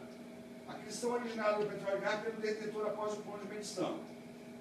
Propriedade do PG permanece com o Estado. O detentor assume risco. custo de risco de forma direta. Deixa eu dizer por aqui. Normalmente tax and royalties, né? A forma do governo tirar a sua participação é através de impostos, e royalties não é imposto, hein, gente? Royalties não é imposto, tem uma natureza jurídica totalmente diferente. Impostos estão aqui. Né? Impostos estão aqui. Tributos, já, mais do que impostos, tributos. Né? São impostos, contribuições sociais e taxas. Né? Apropriado em tese para situações de maior risco geológico. Verdade, mas não é nesse contexto. Mais usado nos países menos desenvolvidos, mais usado nos países mais desenvolvidos. Para mim, isso tudo não diferencia. Porque você pode, em qualquer regime, fazer essas coisas. Né? Na Noruega, você tem concessão em que o Estado participa da joint venture e adquire petróleo. Então, dizer que a propriedade estatal do petróleo, depois de produzido, é típico dos contratos de partilha, isso foi, nessa época, nesse contexto histórico que eu estou colocando para vocês. Isso teve importância. Então, para mim, não há nenhuma de todas essas razões. Porque eu posso... tax and royalties. Quase todos os regimes de partilha de produção no mundo, ou pelo menos os que eu conheço, todos os regimes de partilha têm royalties, inclusive o nosso. Né? Então, como é que isso aqui é uma característica de concessão? Isso tudo virou uma coisa híbrida, nada mais natural do que isso. Né? Isso valeu até a década de 60, 70, 80 no máximo. Não vale mais. Então, o que é, na minha opinião, né, novamente colocando o que eu acho? Primeiro, concessão. O que diferencia realmente? E aí que tem que ter o cuidado quando você vai optar por concessão a partilha. Olavo, você é a favor do regime de partilha ou é a favor do regime de concessão? Eu sou a favor dos dois. Cada qual no seu lugar. Né? Cada qual da forma apropriada. Mas não dessa forma esculhambada que a gente está de fazer um polígono e dizer, olha, aqui é partilha, fora desse polígono é concessão. Isso aí não faz o menor sentido. Né? Agora aqui, ó, o que eu diferencio realmente um do outro? Primeiro, baixo custo de compliance. Tá? Eu não preciso fazer grandes controles da concessão. O cara vai entrar, produzir por conta e risco dele e vai me pagar royalties, participação especial, taxa de ocupação da área, enfim. Ele vai me pagar em cima daquilo. Eu tenho que controlar, tem que fiscalizar a medição, é importantíssimo fiscalizar a medição, fiscalizar a HSE, questões regulatórias. Né? Temos uma agência que faz isso com toda a tranquilidade. Mas, Olavo, a participação especial é praticamente uma partilha, porque você abate o custo, isso tem que ser fiscalizado. Ela parece partilha, mas o nível de, você tem uma ideia, a partilha, para o pessoal fazer a contabilização da partilha, do que vai abater, né, da receita total, a ANP analisa em torno de 80 itens. Uma planilha hoje, Ricardo, eu nem sei, a planilha hoje, nós estamos ainda no começo das operações de livro, tem 5, 6 mil itens. É outra história, é outro compliance. A participação especial, a ANP tem condição de fazer com toda tranquilidade. Não preciso dessas precisões todas. A partilha é diferente. Você tem que ir lá, estar lá em cima do... Isso não é fácil, não é fácil. Tem custo isso, tem custo isso. Você colocar regime de partilha em qualquer situação representa um custo que muitas vezes não compensa. A PPCA não pode deixar de ser essa empresa pequenininha. Ela não tem sentido se ela deixar de ser uma empresa de gestão. Passar a fazer isso em todos os lugares, porque o custo começa a ficar muito alto, não compensa. Para a Libra compensa, lógico, tem lá 50, 60 milhões por ano ali, não é nada, é um custo complexo que vale a pena. Aqui na partilha você tem o alto custo de compliance, inclusive na comercialização do petróleo e gás. Inclusive, além de fazer todo o trabalho lá em Libra que a gente tem da gestão, e vai comitê operacional, e vota isso, vota aquilo, outro, você depois no óleo você tem que dar um jeito de vender o bem, né, de vender o bem, ou de gerir bem essa venda do óleo. Tá? Outra, intervenção estatal. Aqui eu tenho intervenção estatal que se limita à regulação e é suficiente para o regime de concessão, porque eu estou com uma área de alto risco, enfim, aquele negócio, para que eu vou estar lá dentro do comitê operacional perturbando a vida lá dos caras que estão investindo naquele negócio. Aqui eu estou estando com baixo risco, grandes volumes, grandes reservas. Aí tem uma atuação estatal dentro do comitê operacional. A intervenção estatal lá, além da intervenção regulatória, tem intervenção lá dentro. Pode gostar ou não gostar do modelo, mas essa é uma diferença. Esta é uma diferença. Agora, isso aqui que eu botei, olha que outra super importante. O regime de concessão tem baixa flexibilidade de governo take. Para você mudar a roda, você tem que mudar a lei. Para mudar, e olha o custo que é político você mudar uma alíquota de royalties. É tremendo. A gente viu aí, uma das coisas que foi parada esse tempo todo foi a discussão dos estados em relação a royalties. Precisa de lei para mudar a royalties. Participação governamental, você tem um decreto que não se mexe desde 98. Desde 98. Participação governamental. Então, para você adequar o quinhão da União ao regime é extremamente diferente, ele é duro para isso. A partilha não. A partilha você mexe no excedente lá. Você mexe no excedente lá. Você pode pegar, para cada projeto você vai fazer uma curva, a gente vai olhar a tabelinha, como é que funciona, você faz uma curva adequada àquele projeto. Ela tem essa flexibilidade. Se a curva é boa, não é outra história. É outra história. Se está acertado, não é outra história. Mas ela tem essa flexibilidade interna. E aqui eu repito lá que realmente é mais apropriado aqui para situações de maior risco geológico. O risco é total do detentor, é apropriado em tese para situações de menor risco geológico. Enfim, é a forma que eu vejo aqui. Aqui é a tabelinha. Tá? Aqui é a tabelinha. Vocês conhecem essa tabela? Todo mundo conhece essa tabela? Essa tabela aqui é a que define o excedente óleo da União em Libra. Tá? Esse, onde está off aqui, foi a oferta. Isso aqui que é o definidor da licitação. Como foi só um consórcio, lógico, oferecer o mínimo, que é 41,65. E não poderia ser de outra forma pelas razões que a gente já colocou. Não iria, né, não apareceria de forma em outro consórcio, né, do qual não participasse a Petrobras, que todo mundo já sabe que ia ser operador. Seria totalmente temerário fazer isso. Agora veja só como é que funciona a tabela. Eu tenho aqui, ó, média, produtividade diária dos poços produtores. Tá? E preço do petróleo. Olha como é que a vida é cruel. O menor preço que se previu foi $60. Isso tem 3 anos. 3 anos. E o maior ia acima de $160. Tá? Em compensação, a produtividade é maior que se previu, foi 24 mil. As coisas são dinâmicas. O que aconteceu? Essa tabela, que eu acho ela um primor, assim, ela é extremamente bem feita. Qualquer desses quadradinhos que você pegar aqui, o government tem que estar arrodeando, como se diz no Nordeste, arrodeando os 75% do óleo lucro. Tá? Qualquer óleo, mas ela ficou defasada. Então ela tem baixíssima flexibilidade hoje. Eu vou fazer uns exercícios. Ó. Vamos supor que eu tivesse aqui, vamos supor que a produtividade aqui tivesse se mantido, média dos poços, a gente está com expectativa que supere 30 mil, tá? Já no TLD lá de Lima. Mas vamos supor que estivesse lá entre 10 e 12, tá? Um preço abaixo de 60. Era de se esperar que diminuísse muito aqui o percentual, mas não, está 39,16. Então, mais ou menos a mesma coisa. Né? Agora vamos fazer outro exercício. O atual, como é que está funcionando hoje isso, se eu imaginar que a produtividade vai ser acima de 24 mil barris por dia, por dado médio? Eu estou lá um pouquinho acima do 41,65. Mesmo com o preço do petróleo abaixo de $60. Tá? E aqui tem mais um aqui, assim, imaginando o inverso. Se o petróleo tivesse se mantido, a situação ideal, eu tivesse com essa produção. Não é ideal se eu tivesse aumentado o preço, né? Mas assim, vamos dizer que o petróleo tivesse se mantido nessa faixa de $100 a $120 e a produtividade superada os 24 mil, ela estaria também em 42 a 17, não estaria. Ela perdeu um pouquinho a flexibilidade dela por causa de condições que não foram previstas. Acho que é razoável de se entender isso aí. Todo mundo fala hoje que o barril do petróleo não vai voltar aos $100 tão cedo, não é que nós vamos ver. Todo mundo falava 3 anos atrás que o barril do petróleo não iria cair $100 nunca mais. Verdade ou mentira? Verdade ou mentira?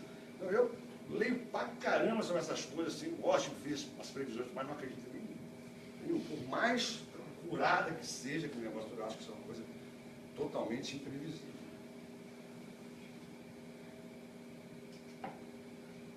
Então, só algumas informações do CPP de Libra. Né?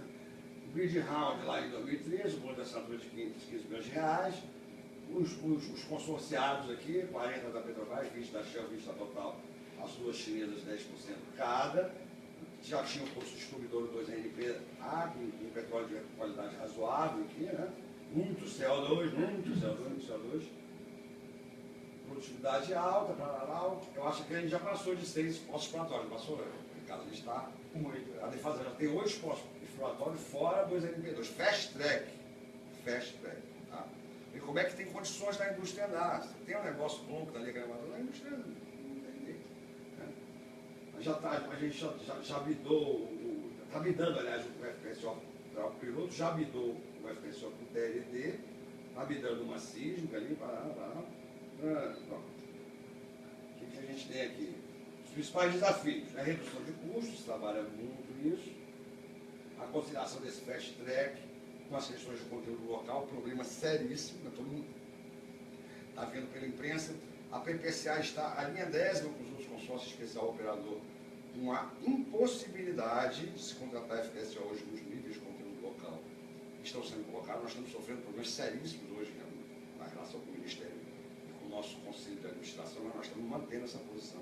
Nós estamos convencidos que o conteúdo local hoje colocado é inviável e no contrato de partilha não houve oferta de conteúdo local, que é uma diferença.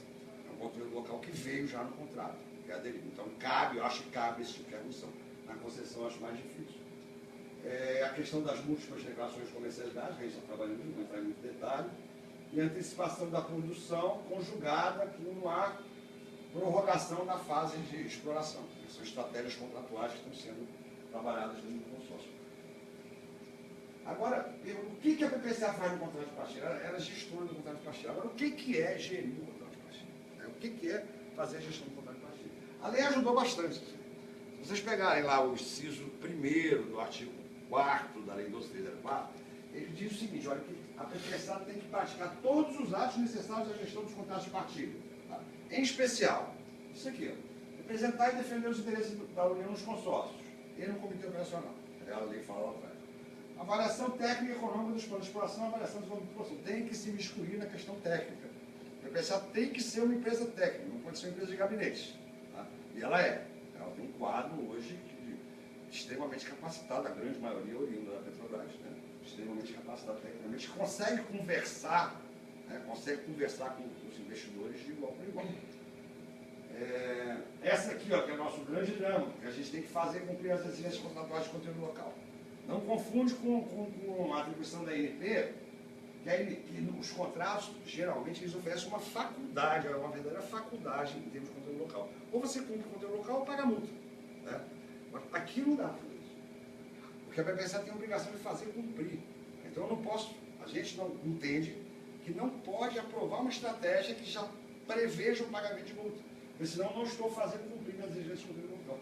Mas entendemos também que a gente pode aprovar uma estratégia de waiver, se estivermos convencidos de que aquela obrigação se tornou impossível. E aí é uma discussão tremenda. E continua por aqui, monitorar e auditar a execução dos projetos, monitorar e auditar os custos de investimentos, fornecer à empresa informações necessárias à função regulatória. Isso aqui é complicado, hein? Vamos lá. Além disso, né, a PPCA deve maximizar os resultados econômicos dos contratos de partilha e dos contratos de comercialização. Isso aqui é uma obrigação estatutária. Como é que eu concilio isso? Eu tenho que fazer todas essas questões, inclusive com conteúdo local, e ao mesmo tempo maximizar. É só lembrar que isso aqui é uma demanda legal, né? Enquanto essa finalidade de maximizar é uma demanda estatutária, é uma orientação estatutária. Alô? Oi.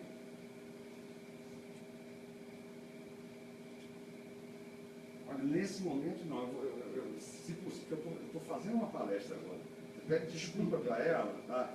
E eu retorno, daqui a pouco, amanhã cedo a gente fala. Estou no meio da palestra aqui, eu não posso ver o meio da palestra. Tá bom? Obrigado. Então, desculpa, gente, é só para eu saber qual é o número aqui. Vamos lá. PPCA no Comitê Operacional. Mitos e verdades. Mitos e verdades. A União está lá, tem poder de veto, não sei o que, faz o que quer. Não tem nada disso. Tá? Primeiro, como é que funciona lá hoje? Aí Ricardo me corrige aí, porque eu estiver mentindo. Pesos individuais. Né? Vocês viram lá, né, que a Petrobras tinha 40%, o Shell 20%. Tem tudo metade, porque 50% da PPCA. Dos votos, né? Dos votos. 50% do peso de voto. Aí o que a gente tem lá? Tem uma tabela de deliberações. Dependendo, aqui, a tabela, quando eu falo que é uma deliberação D1, existe 91% de PS Mark votes. Tá? Exemplos. Aprovação de plano de desenvolvimento, aprovação do Comitê Operacional, para submeter a INP ainda. Né? Aprovação de acordo de duração da produção. Acordo de disponibilização da produção de agreements. Tá? Então isso aqui é praticamente a unanimidade. Né? Apenas se um chinês, apenas se uma das chinesas aqui for contra, que o resto pode passar por cima. Olavo, se todas as companhias de óleo são a favor e a PPCA contra, vai funcionar? Não passa porque não vai atingir o 91. Não porque tem poder de veto. Tá? Não passa porque não vai atingir o 91. Vai atingir 20, 30, 40, 35, 50. Tá? E é 91%. Tá? Mesma coisa, vamos dizer que a PPCA, vamos pensar o contrário. A PPCA é a favor, junto com a Shell e a Total. E a Petrobras é contra, não passa. Tá? Porque não atinge 90%. Tá? Esse é o D1. São as deliberações mais relevantes. É como se fossem aquelas deliberações normalmente em você coloca por unanimidade. Tá? A gente não quis, na formação do contrato, não quis colocar os 100% aqui para evitar justamente que esses de participação menor, 5%, pudessem travar determinados projetos. Tá? Mas isso aqui exige um comportamento do consórcio no sentido do consenso. Ele exige uma gestora capacitada tecnicamente, para que não venha lá inventar problema ali, sei lá, daquele negócio todo. A D2 é 82,5%, por exemplo, contratação de serviços, procedimento B, que é a maioria dos serviços. Programa anual de trabalho e orçamento, programa anual de produção, 82,5%. Então aqui, ó, vamos fazer um exercício. Vamos dizer que a Petrobras, a Shell é a Total, 40, 45, 50, se uma, mas vai pensar e fala, não, eu não concordo com esse parte, não passa. Agora, se fizer o contrário, a PPSA, novamente, com a Shell e a Total, não aprovamos, mas a Petrobras, com os chineses, não aprovamos, não passa. Não passa. Então, ela tem, até aqui não falamos nada em poder de veto. Deliberação do D3 é mais interessante. A deliberação do D3 é só 32,5%. São deliberações antes da submissão de um PAD ao Comitê Operacional. A PPSA não vota. Não vota essas deliberações. Tá? Por que não vota? Porque estou em exploração aqui. Se não houver sucesso exploratório, não vai ter recuperação de custo em hora. A ideia é essa. Então, não seria razoável que o Estado interferisse no negócio que o concessionário pode não buscar. Aí, qual seria o momento da PPCA entrar no jogo? Seria a declaração de comercialidade? Isso foi super discutido.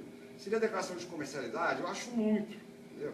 Você já vai estar fazendo PAD, fazendo uma série de questões lá, sem a participação do Estado.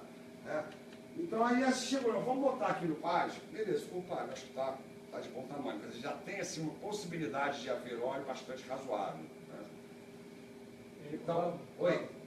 Não, é o seguinte, o que deu de chegar nessas porcentagens de 91, 82,5%? Sempre pensando aqui, olha, 91, porque eu não posso permitir que o número 91... Não é isso, eu não posso permitir que um cara que tenha 5% barre esse projeto. Posso permitir que 2 barram. Se Knuck e CNBC disserem, olha, eu sou contra esse PD, que eles barram, eles fazem 10%, os outros vão fazer 90%. Tá, mas na pergunta é mais para o segundo e terceiro, entende? É tudo na mesma linha, eu não vou conseguir te explicar mais em detalhe, não. Eu posso dar um exemplo aqui, Olavo? Por favor. Eu tenho que contratar um serviço de interpretação sísmica, software de interpretação sísmica. Se a PPSA, eu tenho que ter 82%, 82,5%. Então, eu elejo lá um software, eu quero trabalhar com o software X. Se a PPSA, a Petrobras, a Shell e um dos chineses estão de acordo, eu nem uma palestra aqui, mas eu não. Mesmo já que vocês me dão só licença aqui, rapidinho. Mesmo com a oposição. Assume aí, Rui. De uma empresa da Shell, de uma coisa. Não, eu entendi. Ele não vai lascar, velho. Cadê o point? Não, é porque daí soma lá 5, 6, 7, 8, 85. Entendeu? 85.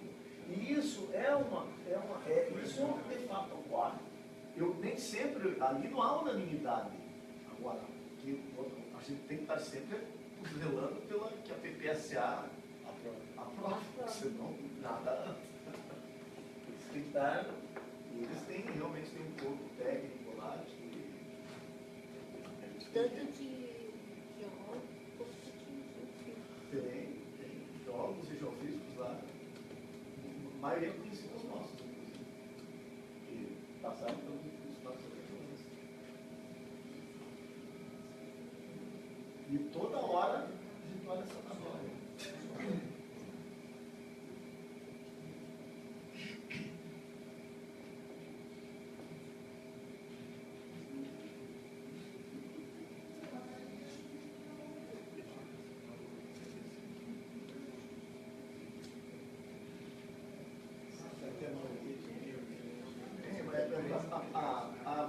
No começo havia até uma orientação da nossa gerente executiva que a gente sempre tivesse 100%. A gente sempre tentou conduzir todos processo para que a gente tenha 100%, né? Que todos estejam.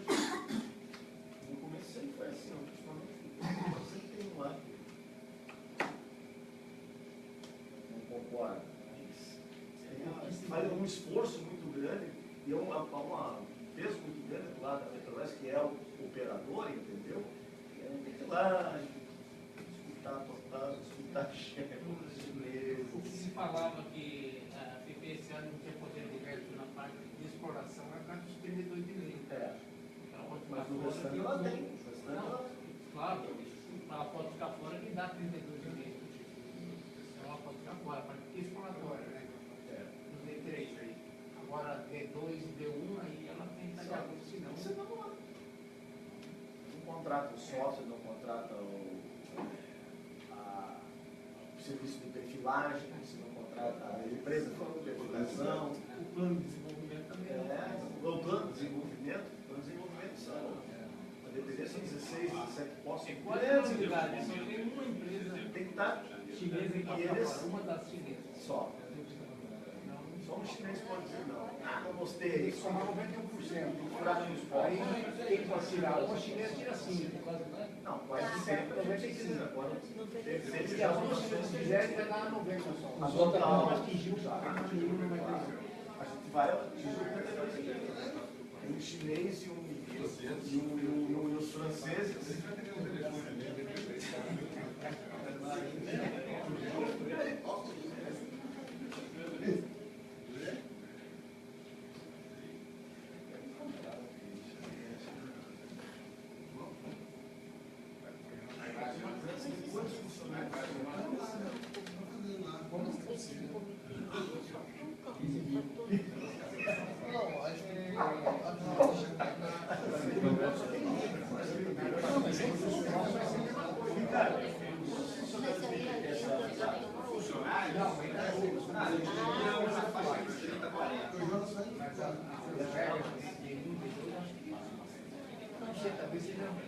Só para livre, isso depois vai fazer.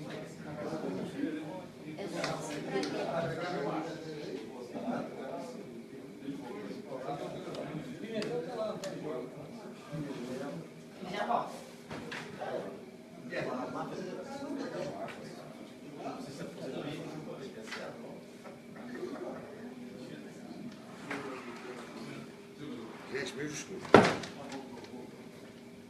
Então, aí ó, outras essa aqui D3 já foi, a D4 é só para declaração de comercialidade. Aqui ó, se houver voto favorável do operador, aprovado. Se não houver, a gestora mais um operador nível A, aqui no caso aqui a Total e a Shell, podem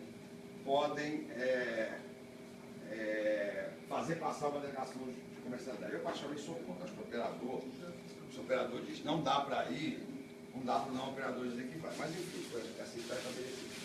O que eu queria chegar é nesse final aqui, ó, os mitos. Onde está o poder de veto para a PPSA? Tá? A lei fala em poder de veto, evidentemente, mas fala que é na forma do contrato. Na forma do contrato. E o contrato só tem uma situação aqui que prevê poder de veto. Olha, quando eu estou no limiar aqui da D3, tá? Exatamente quando submete um plano de avaliação de descoberta ao comitê operacional. A PPSA não vota nesse PAD. Se entender que é um absurdo no PAD, não é que é uma coisa difícil de ocorrer, aqui ela tem poder de veto. É a única possibilidade de poder de veto que o contrato de concessão, o contrato de partilha permite. E votos de qualidade, falamos, não tem. Tem todas aqui, ó, não tem empate. Essa tabela de delegação ela não dá empate, então não tem votos de qualidade. Agora, a PPSA tem uma força enorme no comitê operacional, sem dúvida alguma. Sem dúvida alguma. E isso, para mim, é principalmente uma grande responsabilidade. Você com uma força dessa não pode ficar, enfim, trazendo picuinhas, escolhendo, você tem que trabalhar realmente no estado da arte do negócio. É isso. Olá, esses percentuais aí, 92, 50 e pouco, 32 aí, é por processo de Libra ou vale Libra, para todos de partilha? Por isso que eu falei que é flexível. Isso é contratual. Isso é para cada contrato. Cada contrato você vai se discutir isso de acordo com as características do contrato. Por isso que eu falo que essa é uma característica do regime de partilha, sobre o aspecto fiscal. E aqui eu estou mexendo com questões fiscais, são as decisões do consórcio. Sobre o aspecto fiscal, ele é muito mais flexível. Quantos empresários tem hoje? Quantas pessoas Tem, trabalham com PSA? tem 30, no máximo de Eu falei entre 150. 30 e 40, acertei. Hã? Eu falei entre 30 e 40, acertei. Tem juntar os diretores, mais o pessoal do cafezinho, não sei o que, vai dar uns 40. Mas são todos de desenvolvimento. O PSA não conseguiu fazer concurso ainda, não quis. Nós nascemos junto com a crise, cara. Todos os nossos orçamentos foram extremamente contingenciados, aquele negócio todo, a gente vive brigando aí para poder ter as condições mínimas de estar podendo discutir com os investidores. Você vai discutir isso depois, mas para o caso de futuros contratos sem a Petrobras como operadora, qual seria, como você vê isso?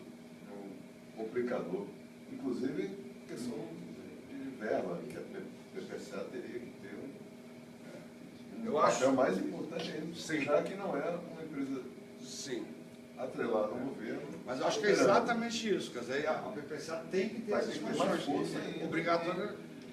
Isso aqui está bom de trabalhar lá dentro, entendeu? O nível desse aqui está muito bom de trabalhar.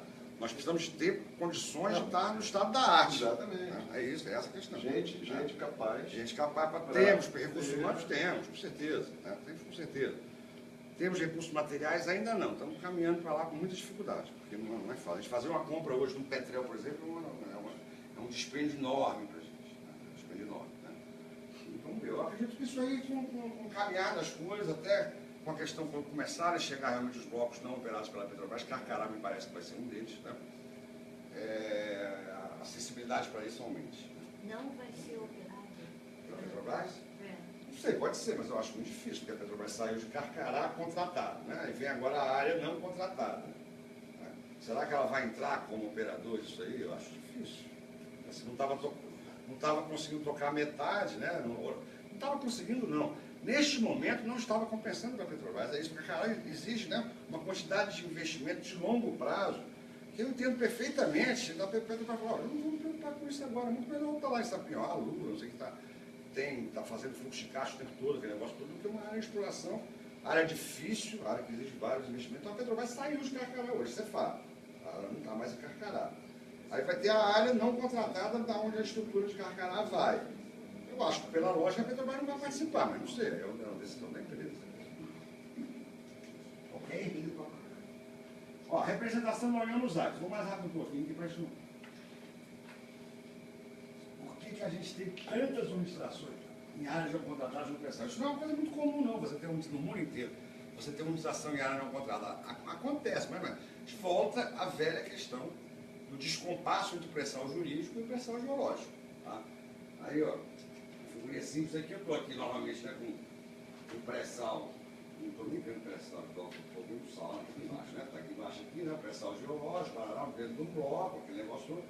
Aí vamos supor que isso aqui está dentro do pré-sal jurídico. O que acontece? Pega isso aqui, por exemplo, são a BMS 8, BMS 9, BMS 11, o grande filé do pré-sal da bacia de Campos. Isso aqui foi round 2. Evidentemente que esses blocos foram desenhados para pós-sal geológico. Para pós-sal geológico. Quando você vai para o pré-sal geológico, começa a escapar coisa para tudo que é lado. Essa, para mim, é a principal razão para a gente ter. Isso é um grande problema? É complicado? É. Mas é um problema insuportável? Não. Os mais difíceis já estão resolvidos. São aqueles que já vinham tendo produção há bastante tempo. Tá? E a gente já tem hype celebrado, está tudo lá na ANP aguardando a famosa política de comercialização, ali, aquele negócio todo, para resolver. Vai resolver? Vai, não tem problema nenhum. Tá? Então é essa. Então aqui, ó, nós temos hoje aqui 4 acordos assinados, Tartaruga Mestiça, Lula Massa, que é o Arronaldo, está por de nome, Sapinhoá, e um pré-AIP assinado, que é Libra, e tudo indica que Libra também, que a Jazira compartilhada, que a Jazira de Libra também extrapola para a área não contratada, um pedacinho dela. Mas ainda, como não é uma coisa certa, nós temos um pré-acordo de nação de produção assinado. Tem vários outros aqui em negociação, mais outros adicionais aqui, enfim, tem um total acho que de 19. Aqui eu botei uma interrogação aqui, porque eu vejo cada coisa. Estava aqui nessa apresentação, da PPCA, peguei da própria PPCA. Estava aqui mais ou menos 9 bilhões de óleo em place. Mesmo sendo em place, 9 bilhões de óleo é coisa pra caramba para pensar nessas áreas monetizadas. Elas, via de regra, são áreas muito pequenas. Eu não tenho a menor ideia de quanto que tem de óleo. Acho que ninguém tem, na verdade. Quanto que você tem de óleo nessas áreas limitadas. Né? Vai ser sempre um chute muito grande. E tem uma resolução agora específica do CNPE, específica para as utilizações em áreas não contratadas dentro do polígono do pré-sal. Aliás, não, específica para a utilização em área não contratada, abrangendo tanto o polígono quanto fora do polígono. E tem as licitações também previstas para 2017. Os pontos de atenção. Essas diretrizes do CNPE, né? A questão de, são muitos acordos para negociar simultaneamente com a estrutura, então a gente tem que ter time frame bem definido, tá? E essa questão da política para comercialização do petróleo e gás na União, porque se a gente não tiver como comercializar e é necessária a política, nada consegue andar. Eu parei aqui, típica do meu telefonema, que é justamente a discussão da política. É uma confusão enorme. Essa semana são marcadas, quantas, Xará? Hã? Não, um ano já é o tempo que está lá, mas essa semana, 1, 2, 3, 4, está tendo uma hoje que eu saí aqui para honrar o compromisso com vocês, 5, 6 reuniões sobre esse negócio. 6 reuniões sobre cada um do negócio. Aí faz as reuniões, depois decide de uma forma diferente. Agora, eu já veio me ligar aqui, não, a gente vai ter que botar novo preço mínimo, quer fazer, não sei o que. Porque adianta a gente sentar e negociar, né? É um negócio para tirar qualquer um dos três. Então, os alinhamentos necessários ainda que devem ter nessa resolução. O que é notificável? A extensão ou a possibilidade de extensão. Né? A mera possibilidade de extensão. Porque se a Jazira estende mesmo, né? A gente com geologia, tu sabe que só lá no final você vai saber, eventualmente. E às vezes você terminou o seu contrato e não tem certeza se estendeu ou não.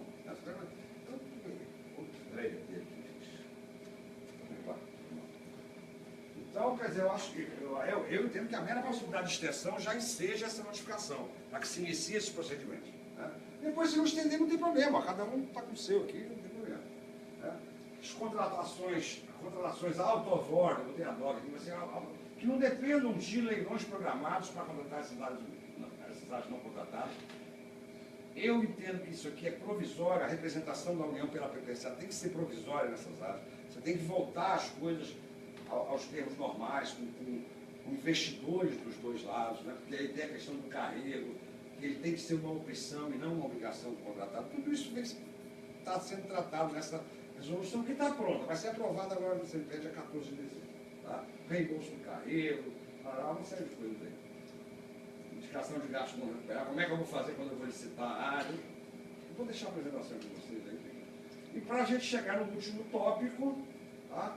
Gestão dos contratos para a comercialização de petróleo e gás. Isso para mim aqui está sendo muito interessante como aprendizado. Eu falo, pô, esse tempo que eu tenho passado aqui na PPCA e na PPCA, isso está valendo para mim com uns 2 mestrados, uns dois doutorados, né? Porque você aprende muito. Isso aqui foi um mundo totalmente novo que você abriu para mim. E ao mesmo tempo isso aqui está me matando. Está me matando. Essa discussão aqui é interminável. É um monte de ator, é um monte de gente. O nego vem, fala uma coisa, depois vem outra, fala outra. É um negócio para... Não é brincadeira não. O Olavo participa de algumas das reuniões aqui, sabe o nível que o negócio é. Não é brincadeira. Tá? Então o que acontece? Olha esse artigo 2º da Lei 12.304. A PPCA não será responsável pela execução direta ou indireta das atividades de exploração, desenvolvimento e comercialização. Então, se eu não sou responsável pela execução nem direta nem indireta, como é que eu vou fazer qualquer tipo de gestão aqui, não é verdade? Morreu, então para, todo mundo vai para casa, não foi mais nada. Aí que vem novamente aquela questão da interpretação jurídica. Você tem que contextualizar aquele negócio. Quer dizer, quem trabalha com direito seriamente jamais vai fazer direito na ponta do dedo. Apontar aqui, não, a lei está dizendo isso aqui, então não pode fazer, não. Você tem que avaliar todo o contexto. Então a gente começou, nós trabalhamos quase 3 anos que a gente está trabalhando nessa modelagem, né? Então começa a ver, meu Deus, olha, se eu não posso fazer execução direta ou indireta de comercialização, eu também não posso fazer de exploração e produção. Então o que eu estou fazendo lá no Comitê Operacional? Na verdade, decidindo lá com 50% do poder de voto aqui, não. Aí você vai buscando um artigo aqui, um artigo ali, vai e consegue construir um modelo. Tá? Então a gente tem um modelo aqui que eu estou representando muito simples, é um negócio extremamente complexo, do ponto de vista tributário, do ponto de vista jurídico, do ponto de vista operacional. A maneira mais simples possível de recuperar, apesar que a gente tem aqui num polo a PPCA, a parcela de óleo, representando a União, exatamente, vai gerenciar a comercialização da parcela de profit óleo da União. Né? Então ela está aqui representando a União, é uma longa mão da União, tá? Esse agente comercializador ele tem participação obrigatória no processo por determinação legal. Então, esse petróleo tem que passar pelo agente comercializador. Há uma transferência de propriedade aqui, mas que não é total. A transferência de propriedade ela pode se dar em vários níveis. Você pode tranquilamente transferir a propriedade e manter um certo domínio da coisa. Isso é muito comum em direito sucessório. Né? Você fala, lá, eu tenho uma casa que vou deixar para minha filha, mas ela vai ter que casar com fulano. Isso acontece toda hora. Né? Se ela separar de fulano, ou se ela casar com aquele outro ali, ela perde a casa. Se casar com o Gil Fisiqueiro, perde a casa na hora. E aí vai lá. Enfim, então aqui ele fica com a propriedade, mas condicionada, por exemplo, a cumprir com as diretrizes da política de comercialização, a permitir que a PPCA monitore os preços, os custos da própria operação, e aí vai para o comprador final. Tá? Esse comprador final retorna aqui. Na verdade, essa seta aqui, ela passa ainda pelo agente comercializador, e aí vem aqui para o Fundo Social ou Educação e Saúde, conforme o caso. Tá?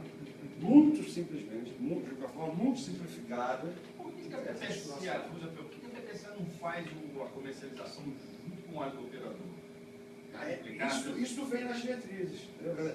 Ela não faz a comercialização junto, mas a gente quer ter agentes comercializadores, na medida possível, que sejam operadores, que tenham óleo também, para que faça a carga combinada. Essa é a melhor solução. Mas por que não fazer, por exemplo, com a própria Petrobras? Sim. Ou com qualquer outra empresa? Se não houver nenhum óbvio que apareça, não vai dar para fazer por causa disso. Aí a gente vai postar, não vamos fazer por causa disso, mas a resolução deve vir, preferencialmente em cargas combinadas com a do agente comercializador. Aí você eu estou pensando aí, custo de frete, lógico, taxa de trading. Eu não me preocupo mais se o cara está vendendo meu óleo na melhor condição, não. Acho que ele está vendendo igual o óleo dele, é isso? E mais, você evita o broker aparecer.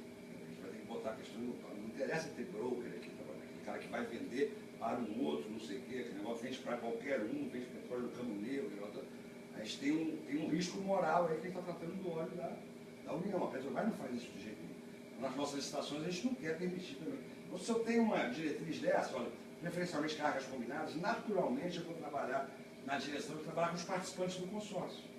O operador, em boa parte das vezes, são os não operadores que estão comercializando.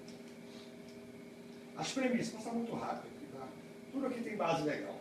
Participação obrigatória do agente comercializador. Tem que seguir as diretrizes consolidadas dessa comercialização, a política de comercialização. O PPSA, isso aqui é extremamente importante, ela deve participar de toda a cadeia de comercialização. Tudo isso aqui está em direito. Não assim com essas palavras, através de interpretação, através de uma interpretação sistemática.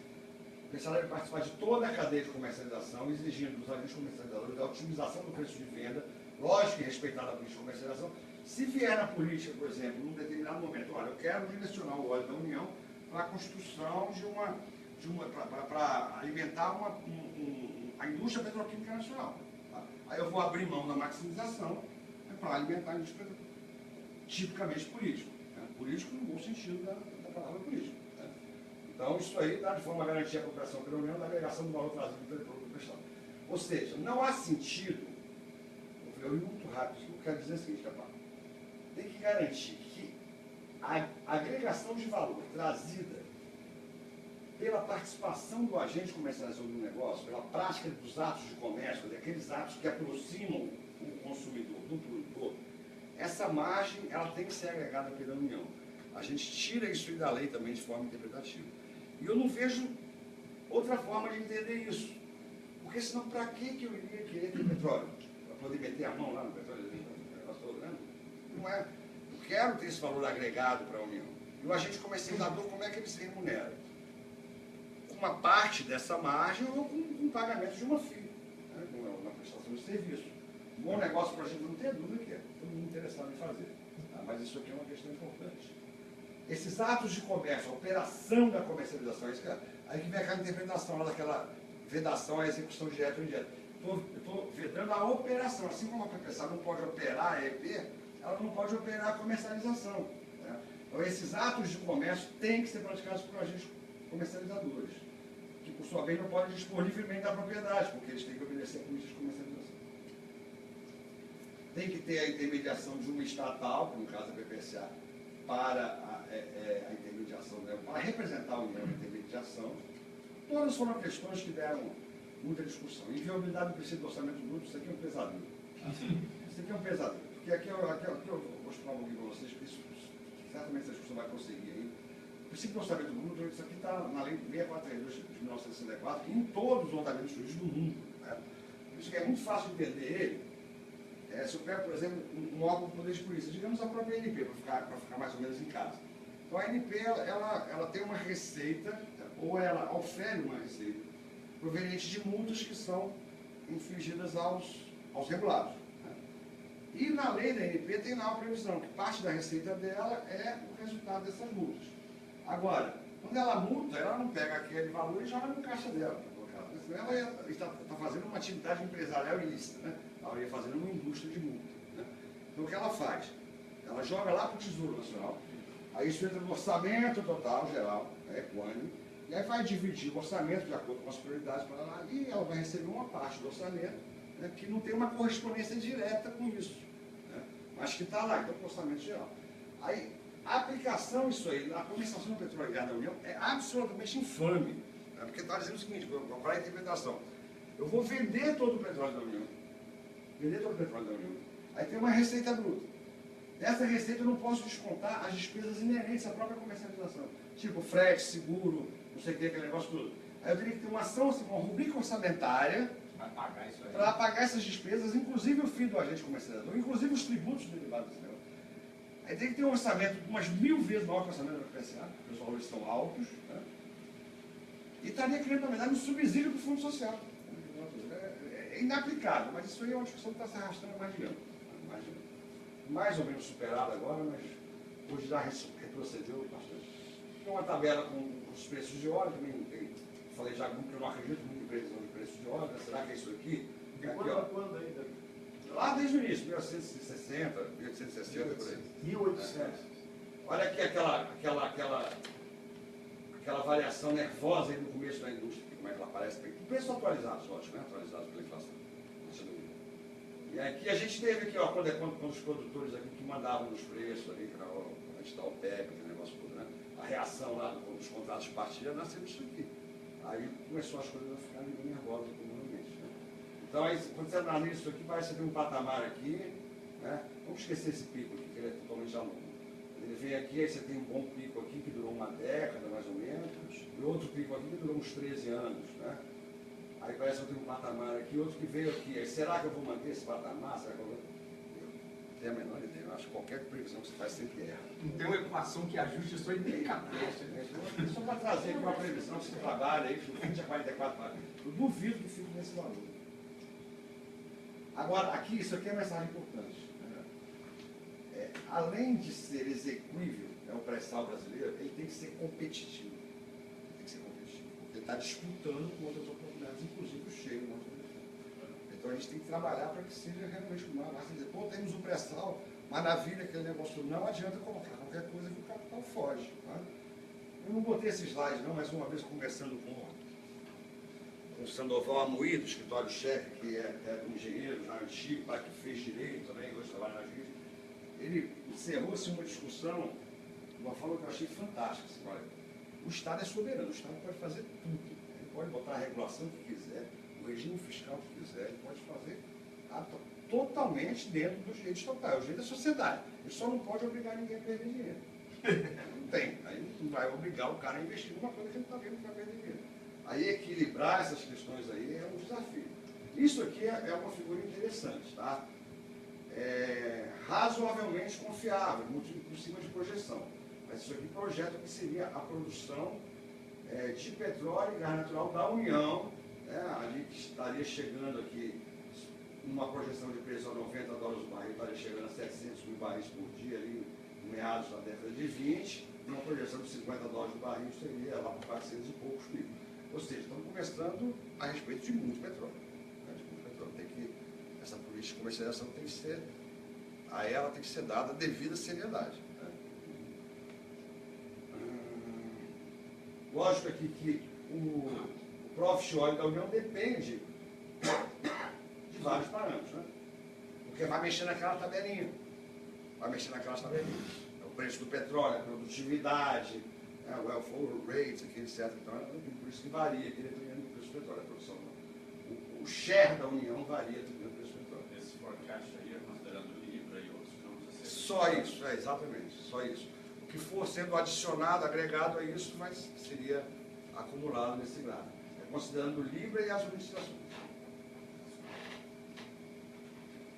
Isso deve aumentar. É ligeiro que aumente. Mantido o modelo atual. Né? E aqui, gente, já estamos encerrando já aqui, já vou agradecendo imensamente a participação e a atenção de vocês. Vou mostrar essa tabelinha aqui muito rapidamente, tá? Que eu acho ela fantástica. Vem lá do trabalho aqui do nosso amigo Alex Prisco, como é que é? Alex Prisco e Zé Vicente. Acabou que não saiu o nome. É o Mendonça, deve ser Mendonça, isso. É um procurador do Estado do Rio de Janeiro, um cara excelente. Ele fez um trabalho junto com o Alex Prisco em 2011 para 2012 sobre a PPSA, tá? Eu paper aí de umas 30 páginas, eu li de cabo a rabo, esse cara é um gênio. Eu, particularmente, me alinho com tudo que ele está colocando lá. E ele traz uma tabela menor do que essa, que eu adaptei essa daqui, tá? Fui trazendo algumas coisas mais. Então é a dele bem adaptada. Mas, os principais protagonistas da indústria do petróleo no Brasil. Então nós temos aqui desde o CNPE, MME, ANP, PPSA, Petrobras e as outras companhias. Botei International aqui, mas tem as nacionais também. Quais são as características e o que diferencia elas, né? Então, a motivação da atuação delas, de cada um. O CNPE é política e estratégica. O CNPE não pode, muitas vezes, muito embora venha acontecendo, as diretrizes de administração não são políticas nem estratégicas. Né? Elas são ideias do secretário antigo. Fazer aquele negócio, porque é uma regulação tipicamente de ANP, né? Que está vendo aqui. Mas, isso aqui é política. Ele tem que atuar política e estrategicamente. O MME também, num outro nível. Mas o MME também. A ANP é técnica, né? Técnica. Tem que fazer muito bem a parte técnica. PPSA é econômica. É econômica. Tem que maximizar o resultado os resultados da União na comercialização, nas administrações e na gestão dos contratos de partilha dentro dos parâmetros estabelecidos pelas políticas. É isso, é econômica a motivação. Petrobras é negocial, e as International Oil Companies negocial também. O tipo de perfil, a natureza jurídica de cada um desses aqui, natureza jurídica. Sempre é um órgão de consultoria da Presidência da República, desculpa aí. É um órgão de consultoria da Presidência da República, um órgão de aconselhamento, para ser mais exato, da Presidência da República. Sempre não decide nada, ele leva a proposta que decide o Presidente da República, tá? E ele define os blocos que vão ser lidados, ou que vão ser diretamente contratados, ou, agora, recentemente, o sistema sancionado da lei, que eles vão ser oferecidos para a operação da Petrobras. Tá? Então, é um órgão de aconselhamento, o MME é um órgão de orientação política. E só lembrando ele que é o signatário dos contratos de partilha da produção. A ANP é um órgão de supervisão e regulação da indústria, sempre perseguindo as melhores práticas. Que não é uma panaceia, né? Não é qualquer coisa que o cara coloca lá, isso aqui é melhor prática. A melhor prática, inclusive, definição contratual do que é a melhor prática da indústria. Tá? A PPSA, qual é o CAD of performance dela? É monitoração e auditoria do operador e do agente comercializador, sempre com o objetivo de maximizar os resultados econômicos também. Papéis claramente separados. A Petrobras pode ser hoje operador com mínimo de 30%, pode ser o detetor único de direitos, contratado diretamente com o consórcio com o PPSA, ou pode ser não operador.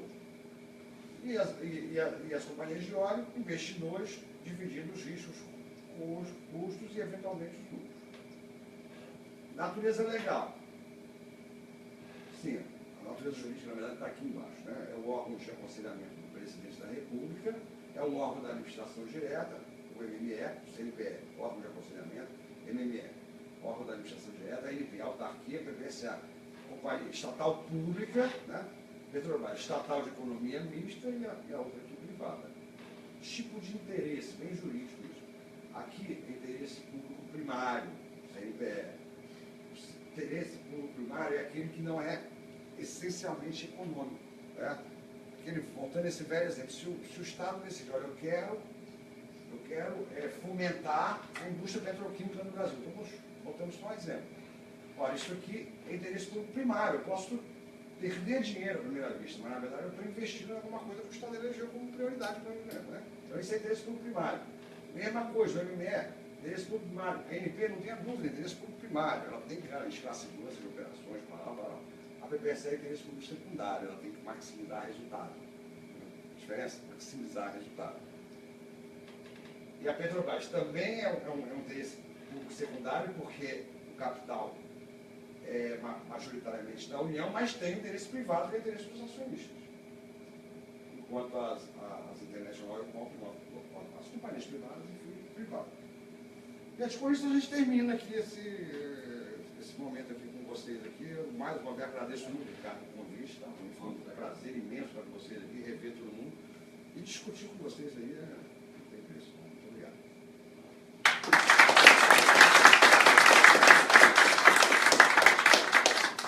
Agora, 2 horas. Se alguém quiser conversar alguma coisa, alguma pergunta, nós temos uns quitutezinhos ali que a gente já comeu quase tudo, mas ainda tem que fazer.